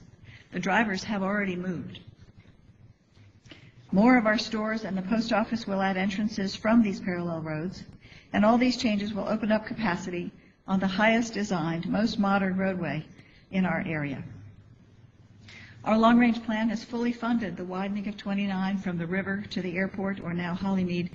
It's fully funded it 3 times since 1997. Decisions made by others removed the dollars to other projects. This history shows our area is committed to making corridor improvements. But certainty is what we need. Then we can work shoulder to shoulder with our business community and residents to help deliver these improvements. If we can provide any information to you as you dig further into these task force recommendations, I invite you to reach out to us. John Lynch can provide our contact information to you. In closing, just a short story. VDOT workers are our neighbors, and the VDOT community lost one of its longtime and most wonderful employees in 2013. Ed Bailey, known to all of us as Plu, was a colorful historian of transportation. And he scraped me up off the road when my pony had dumped me in 1959 in the middle of Darth Road, and he was an adult at the time.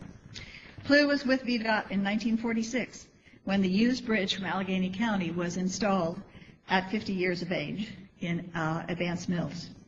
He was also present in 2010 and cut the ribbon on the replacement span, which never would have happened without the diligence of many citizens and Quentin Elliott. So thank you for keeping him on these projects locally. We are ready to work with you to complete the task underway in the Charlottesville-Albemarle MPO for more than 20 years to create parallel roads to get the locals like me more options to stay off 29 and free up the capacity for through travelers. And thank you very much for your consideration. Thank you. That concludes all the people I had signed up, but is there anyone else here that would like to address the board? Okay, hearing none. Board, would you like to put the record just to run into the work session, the formal session? All right. 5 minutes. Councilman, All right, 2 minutes. Okay, 2 minutes. We'll start at 5. It'll be 11:40. We'll come back and go through these things.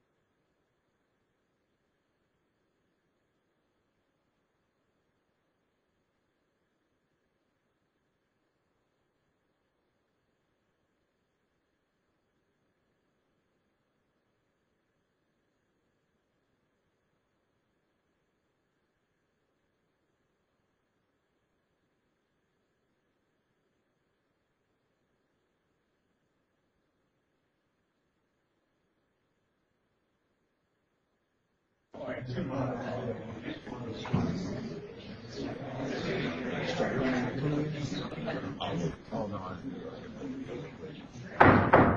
the formal work session is now back in session, and our first order of business is approval of prior meeting's minutes. Do I hear a motion? Motion to approve as. Is there a second? All approved, say aye. Aye. Discussion or opposed, no. All right, move on. Our next is Mr. Walton. Will talk to us about the website guidelines. Thank you. Mr. Chairman, board members, item number 1 is a resolution. We ask for your approval. At the 2014 session, the General Assembly recodified Title 33.1. So as of October of this year, it will be Title 33.2. There are a number of board regulations, guidelines, websites that will have to be updated. And rather than bring every one of those to you for approval, we're asking for you to delegate that to the Commissioner and to the Director of the Department of Rail and Public Transportation so we can go ahead and make what are essentially just technical changes to all these documents. So we would ask for your approval of the resolution. Is this part of the codification process, or is it? Well, as said, Title 33.1 was last codified in the 70s, so it's been a while. The Code Commission has a normal process they go through where I think next year they're going to take on education and recodify all the provisions dealing with education. We've been working on this for 2 years, and dealing with their staff, the staff from Legislative Services, and going through and putting things and new orders to new chapters. For example, the PPTA, which is in Title 56, will now be in Title 33.2. The Transportation District Acts, under which the NVTA operates, which is in Title 15.2 today, that will be moved to Title 33.2. So there are a number of code sections that are all going to be brought on the auspices of Title 33.2. Well, actually have been, because the legislation is passed and signed by the governor. Is there a motion on behalf of Mr. Walton? Second. Any discussion? All those in favor, please say aye. Aye. Any opposed? Thank you. Thank you, Mr. Walton. Mr. Guthrie. Good morning, Dean. Morning, Mr. Secretary. Good morning, members of the committee. I have two action items for you. One is for your approval of a contract for providing infrastructure resiliency and protection services. This is a replacement contract to existing contract to Elite. It is a 5-year contract. It is an on-call contract. We estimate its value of $20 million over the 5 years. Again, this is a replacement to an existing contract that we have today, and which does expire in June. Is it a different contract? It's very similar to the previous contract. We have updated the language to reflect the movement toward resiliency, much as work is done with Homeland Security and others move toward more resiliency protection. Are you keeping the current contractor? No, that contract will expire. This is a new contract. Is there a different person going to be performing the service? Yes. Okay, so we're changing actually the contract for yes. Also. Elite was one of the subs on the previous contract. They are now be awarded this contract. Motion. Is there a second? Second. Any discussion? Mr. President, what exactly is the resiliency and what is it? I will be glad to clarify that for you, sir. This is the Virginia Infrastructure, Physical Security, and Resiliency Protection Program. These are cameras for monitoring our critical infrastructure sites, such as our tunnels, traffic operations centers, and provide physical security. This includes things like our gate system. You can't get access gates. An HRBT or monitor maritime without going through our gate system. It's what I can call physical security. Gates, access points, not just there, but throughout our entire system of 200 plus installations around the state. And what was the price of the contract? This is roughly $5 million a year. Correct. How does that compare to what we were paying previously? Very similar. We've been running about $3 to $4 million. And I should also mention that this contract's available for other state agencies, localities that have used this contract in the past. Okay, there we have a motion and a second. Any more discussion? All those in favor, please say aye. Aye. Opposed? Thank you. The next item is a resolution for the Interstate 81 Multi-State Corridor Coalition Grant. We have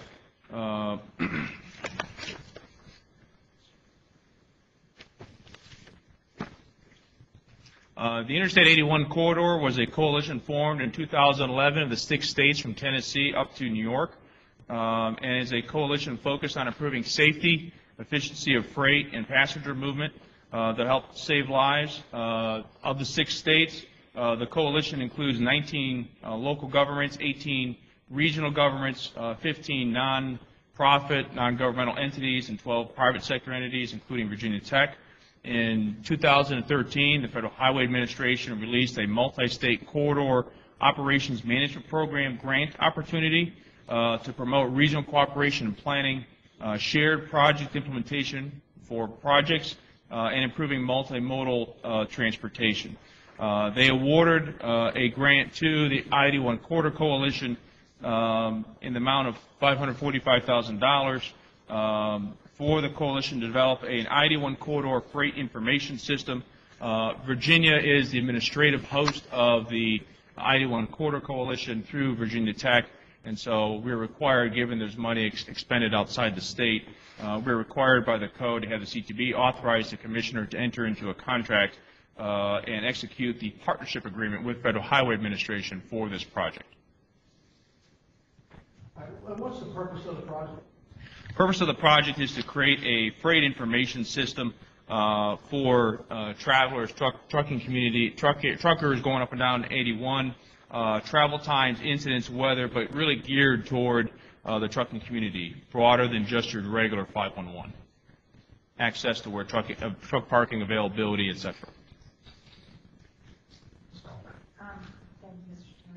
It says for the program transfers, it says for a certain amount of money for this particular. This grant, yes, Ms. Williams, the grant is for $545,500. That's the amount of the grant from Federal Highway. Is for every year? Is this something? This is a one-time grant. So it's one time. Move the resolution. Is there a second? Second. Any more discussion? All those in favor, please say aye. Aye. Opposed? Thank you. Thank you, Mr. Secretary. Ms. Bishop.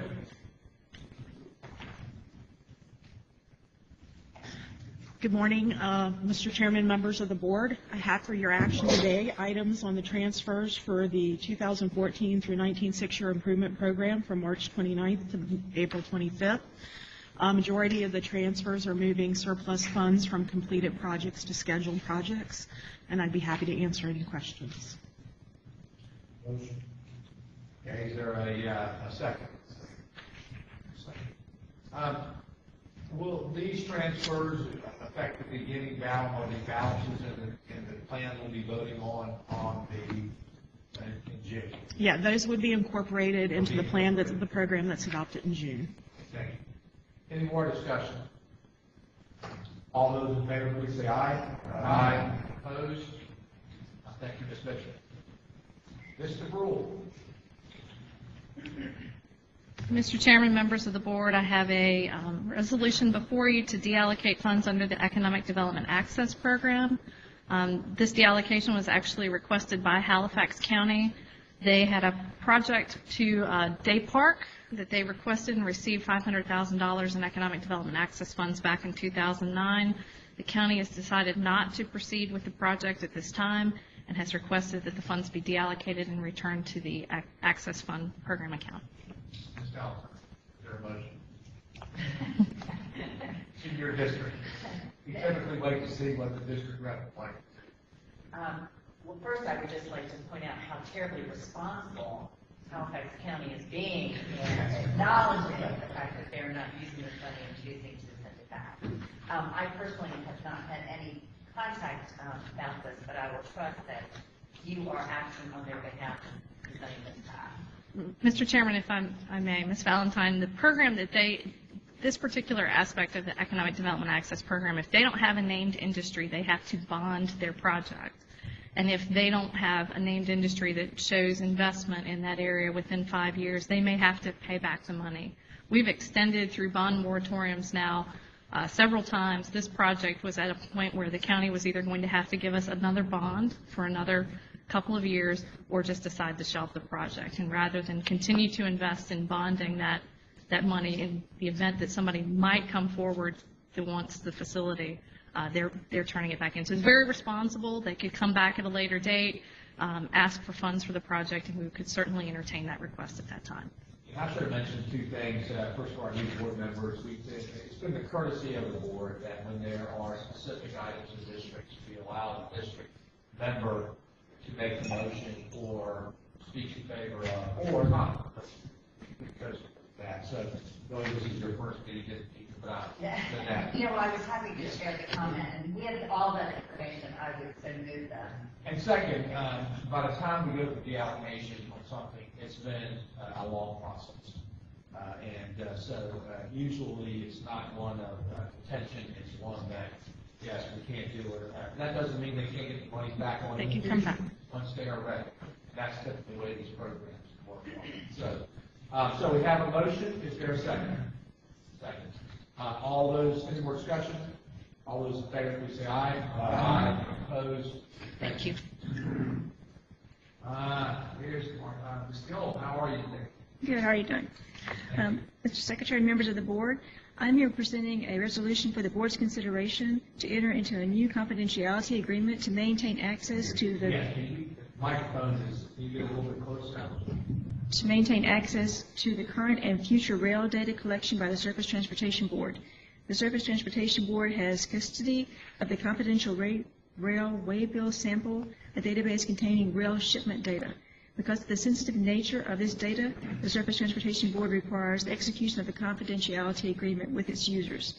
The Virginia Department of Transportation and the Department of Rail and Public Transportation, along with their consultants, use this information for transportation analysis. VDOT recommends that the board authorize the Commissioner of Highways or his designee to execute the necessary agreement with the Surface Transportation Board for continued access to the confidential railroad data by both agencies. You'll be executing those? Yeah, that's correct. This is basically, we get rail information, we have to agree to keep it confidential. As part of, we use it for planning purposes, both VDOT as well as Department of Public Transportation, and probably with you also. Does that information include what's being carried on the train? Is it all train trucks or what? I don't know the extent to which the information, what the details, but the rail is considered proprietary information, most of it confidential, but again, I don't know. I just don't know that detail, whether it includes what is actually being carried on the car. Well, I mentioned this because the governor has just instituted a rail safety commission, which I've been named co-chair, along with Secretary Moran. I'm trying to figure out what our goals would be. And so, I think my understanding, and it's retrospective historic data, but I think it does include some general categories of the types of commodities, but not specific information by premium. Yeah, if I could add some, I'm sorry. It includes origin and destination information, the type of the commodity, the number of cars, tons, revenue, length of haul, participating railroads, and interchange locations. Those are some of the site sample information. Well, my question is, if we sign this confidentiality, are we precluding this safety? I know that's going to be one of the things from the safety board is we want to know what's on these trains. If nothing else, if it slides into the rivers on fire, we want to know what to use to put the fire out. No, sir, my understanding. Do you see this any conflict at all?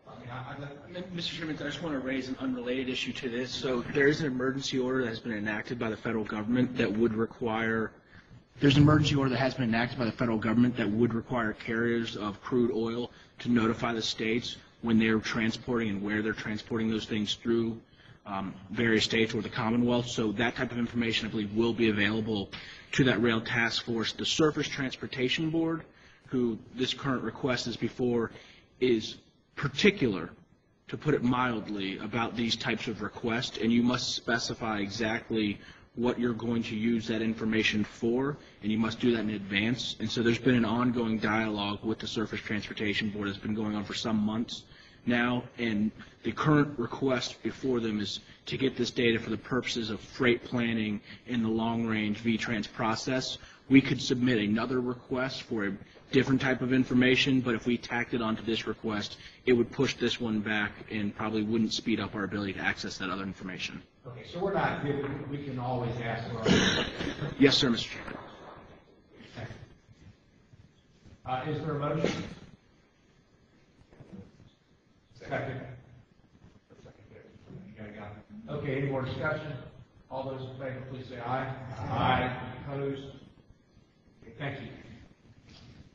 And Mr. Page here? Oh, reporting this is the one that, okay.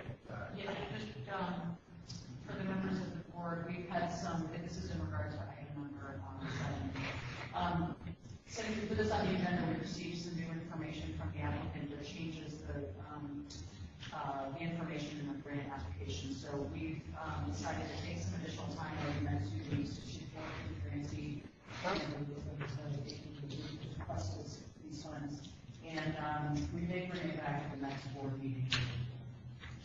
Mr. Secretary, I've been in discussion with the applicant and with our own department in concur with pulling this. I was looking forward to suggesting my friend Mr. Shep on Mr. Miller's comments in the last month, and I'll take it. Okay, all right, well then we'll defer this to another time. Let's see, Mr. Cole, for number 8 here. I would move the appointment of Mr. Garzinski as the Secretary of the Commonwealth Transportation Board. Second. The Secretary duties are to sign the minutes and find documents and otherwise be the longest serving member.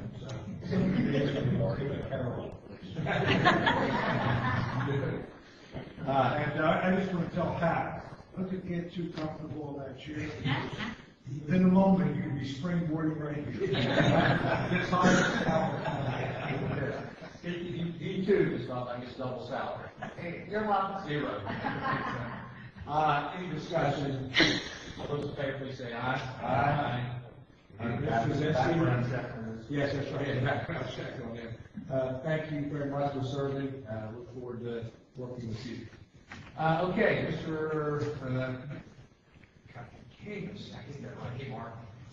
Mr. Secretary, Mr. Commissioner, members of the board, on April 23rd, we took 15 design build bids, 15 total. 10 of those are below $2 million, 3 are between $2 and $5 million, 2 are above $5 million. One of those were rejected. I'm seeking your approval to let one of those contracts D74.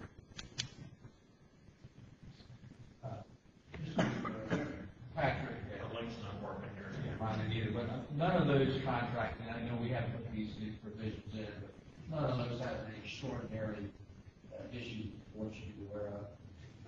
No, sir, and to highlight, we have the 606 project, Dulles Airport, which is a cooperative agreement between our VDOT, M1, and Loudoun County. I'm going to address those. I'm kind of handling the design bid build first, then I'll go into the design build. Is there a ticket by It's a $9 million project in Montgomery County, D74. It widens 603 between I-81 and Route 11. It's a straightaway project. Well, I mean, I'd like to be able to see the contractor, the round. Right, we're going to try to get those. The contractor's Falconer. Okay, Hold on one second, Mark. We just can't hold on our. we like to see what.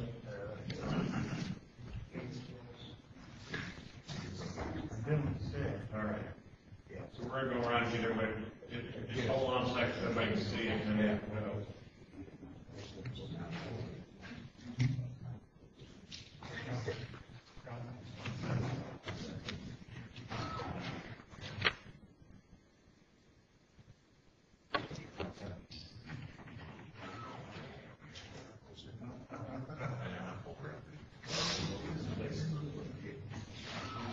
bid results?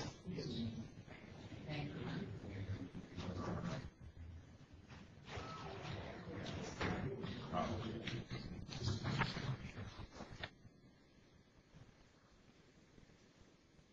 Yes.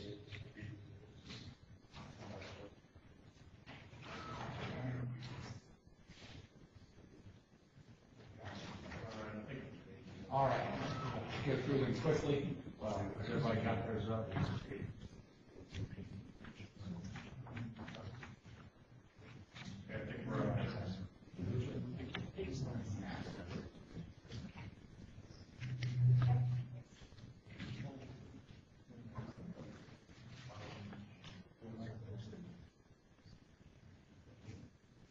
Okay, are you going to go through them or?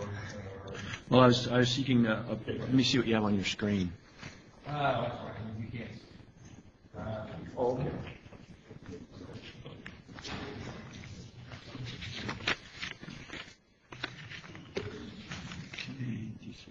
Yeah, I'm seeking approval to let D74, which is on your first page. And I believe this is what's called the Yellowstone connector. Yes, correct. Mhm. Are you familiar with this project? What about the other bit? Well, what I'm doing is they're both under two parts of the code. So I take the design bid build, which is under one part of the code, and then the design build, which is under another. The language is a little different, but I break it out into those two pieces. Okay, so we have two projects, we're rejecting the bid and we're accepting? Yeah, actually, we already rejected it. We're just seeking the motion to approve one. The rejected bid. Why don't we take it separately just to make this easy? All right, the first one is on the Interstate 81. Is there a motion for acceptance? Is there a second? All those in favor, please say aye. Aye. Next is the rejection of VLB. Is there a motion? So maybe you might take us through. I'm not sure. Yeah, this kind of slipped in. I don't believe you need to reject it. We already have rejected it. We just need approval of what we're going to award. There's not a requirement for you to approve the rejection. There were issues with the bid. Correct. This is one that we have made a decision to pull the bid and we'll rebid it. Yeah, it was 30% higher than what we thought it should have been. Okay, so moving on. Okay, moving on. Then we have two design build projects, which you see on page 3 is the first one, $77.4 million. I'm seeking approval to award that project. And this project is what I would call the Dulles Loop. It's on the western side of Dulles Airport, and it was jointly funded by VDOT, MWA, and Loudoun County. Mr. Garzinski, is there a motion? There is a motion. Commissioner, Charlie, we're working with the developer of the community Brambleton, because there's a tie-in here that he's doing travel. We want to make sure that stays coordinated. Absolutely. With Brambleton. Absolutely. And I make a motion to second. Any more discussion? The $77 million bid amount, how much is that? Is that total project cost, or that's the state portion? Is there any more money in that? That should be the construction. That's the total value, including, that's not the sources of funding. So in broad terms, it was 1/3 state, 1/3 MWA, and 1/3 Loudoun County. Now, MWA's amount was actually slightly less than 1/3, but kind of in broader sense, it was a three-way agreement here. All those in favor, please say aye. Aye. The next project I'm seeking approval to award is the I-66 Route 15 interchange in Prince William County in the amount of $36 million. Now, let me ask a question here. Is the 36, that's apples and apples to the 62? No, if you look down at the bottom, the lower left, the $36 million is inclusive of preliminary engineering, utility relocation, quality assurance and quality control, and the construction of the project. Yeah. See, that's where I thought we were going to put on there apples and apples, because That's what we were getting before, is, I don't know if it adds up to 100 million after, so I thought we were, gone through and agreed that what we were gonna look at on the bid amount is what was in the 6-year plan specifically for that section. We had, Mr. Secretary, too, so that the board could see a clear comparison of what we thought it was gonna cost versus what the actual bid amount. Okay, but I mean, up to 30, how does the 36 compare to what part of 62? What? Are we behind or ahead of the 8 ball? This is the first bid. Mr. Secretary, on its face, we were to the good or ahead on this. But again, this is something that's really true that we had a very clear apples-to-apples comparison, so the board can say, are the bids coming in high or low or right on the money? The challenge we have internally, again, we have other things that are in the total cost of the project, but we'll ensure that that's done. Yeah, but I got it. But some of those other things add up to what your original bid is. All I'm saying is, yes, when you give us a contract compared to the original bid, of course, okay. That's just through the design build cost. That's right, yes, that's right. Now, if it ends up more, I got it. At least up front, we need to make sure we're looking. Mr. Chairman, I think what I would say is, I'm looking to try to figure out where we're spending $20 million. Yeah. And that's not $20 million. And because you can't compare what this phase is versus what we anticipated this phase would cost. Yes, sir, that's correct. It's some portion of approximately $24 million. The bids that come in, there is some savings here, but it's not full. It's not the delta between 61.8 and 36.2. I think we were trying to get those issues. Yes, sir. So we see that. Yes. So do we have an estimate of what the 36 actually compares to? 36, again, you look at the footnotes at the bottom. Yes. So it includes the engineering, utilities, the QA, and construction. What it does not include is right-of-way and other engineering work that we either have done, getting to this point, or will do, what I call engineering oversight work to carry this. All right, let me ask you another question. Is what we got left to do going to be more than $20 million? Now.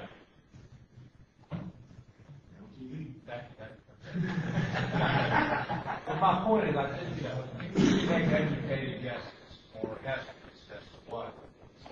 Okay. This was the lowest bid. Is there a motion?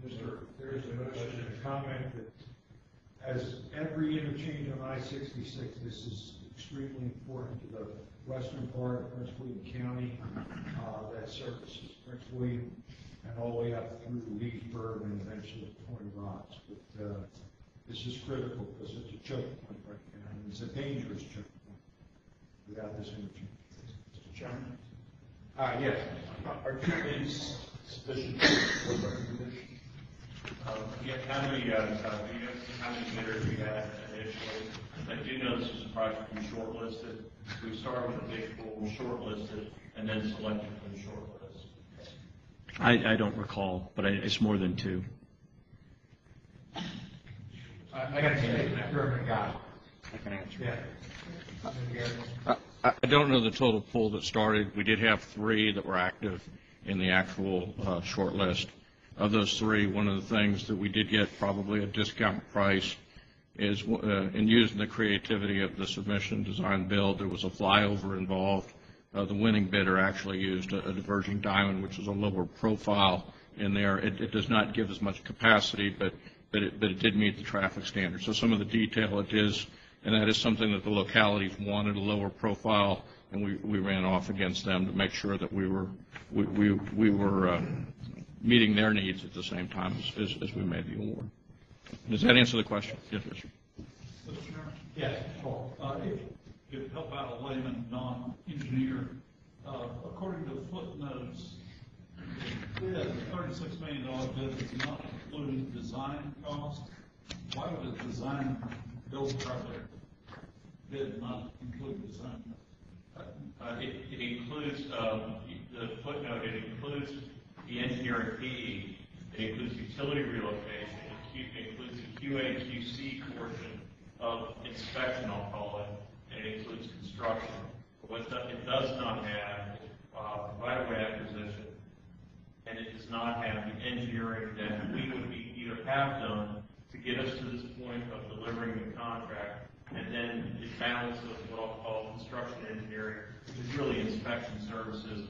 On a design-build contract, our inspection level is considerably less because you have it built in that QA is quality assurance, quality control. So a lot of that is already built into the contract. We still have a small amount of field engineering work that we will do. Okay, we have a motion. Is there a second? Second. Any more discussion? All those in favor, please say aye. Aye. Okay. Thank you. Okay, thank you very much. I think we have one item under new business, and that was the resolution that I had recommended for it. Mr. Fralin? Yes, Mr. Chairman, I would move the resolution. Passing this resolution by the Commonwealth Transportation Board direction to the Office of Transportation and Public Transportation. Yes, Mr. Dyer. Mr. Chairman, I would like to raise a suggested amendment. I mentioned we were planning to take out the language with the cost exceeding $100 million. Waiting for direction from the Q3 office as to, since we're really focused on risk, that's the main thing. I would accept that as a friendly amendment. That's. Yeah, well, we did get a second, so. Yeah, we did get a second, so. Yeah, we did get a second. So, someone's going to make that motion. We did it, it's a second. I would move a friendly amendment to strike the language with the cost exceeding $100 million. That's correct. We have a second, okay. Let's first of all vote on the amended motion. All those in favor, please say aye. Aye. Now, so. With that amendment, Mr. Secretary, I move the resolution. Is there a second? Any more discussion? All those in favor, please say aye. Aye. Opposed? Thank you very much. That's all I had on the agenda. I think our next meeting is a one-day meeting. It goes 2 days, 2 days, 2 days. Oh, that's right. A 2-day meeting. But it's in written. We did have our 2-day meeting. We know, broke it down plus.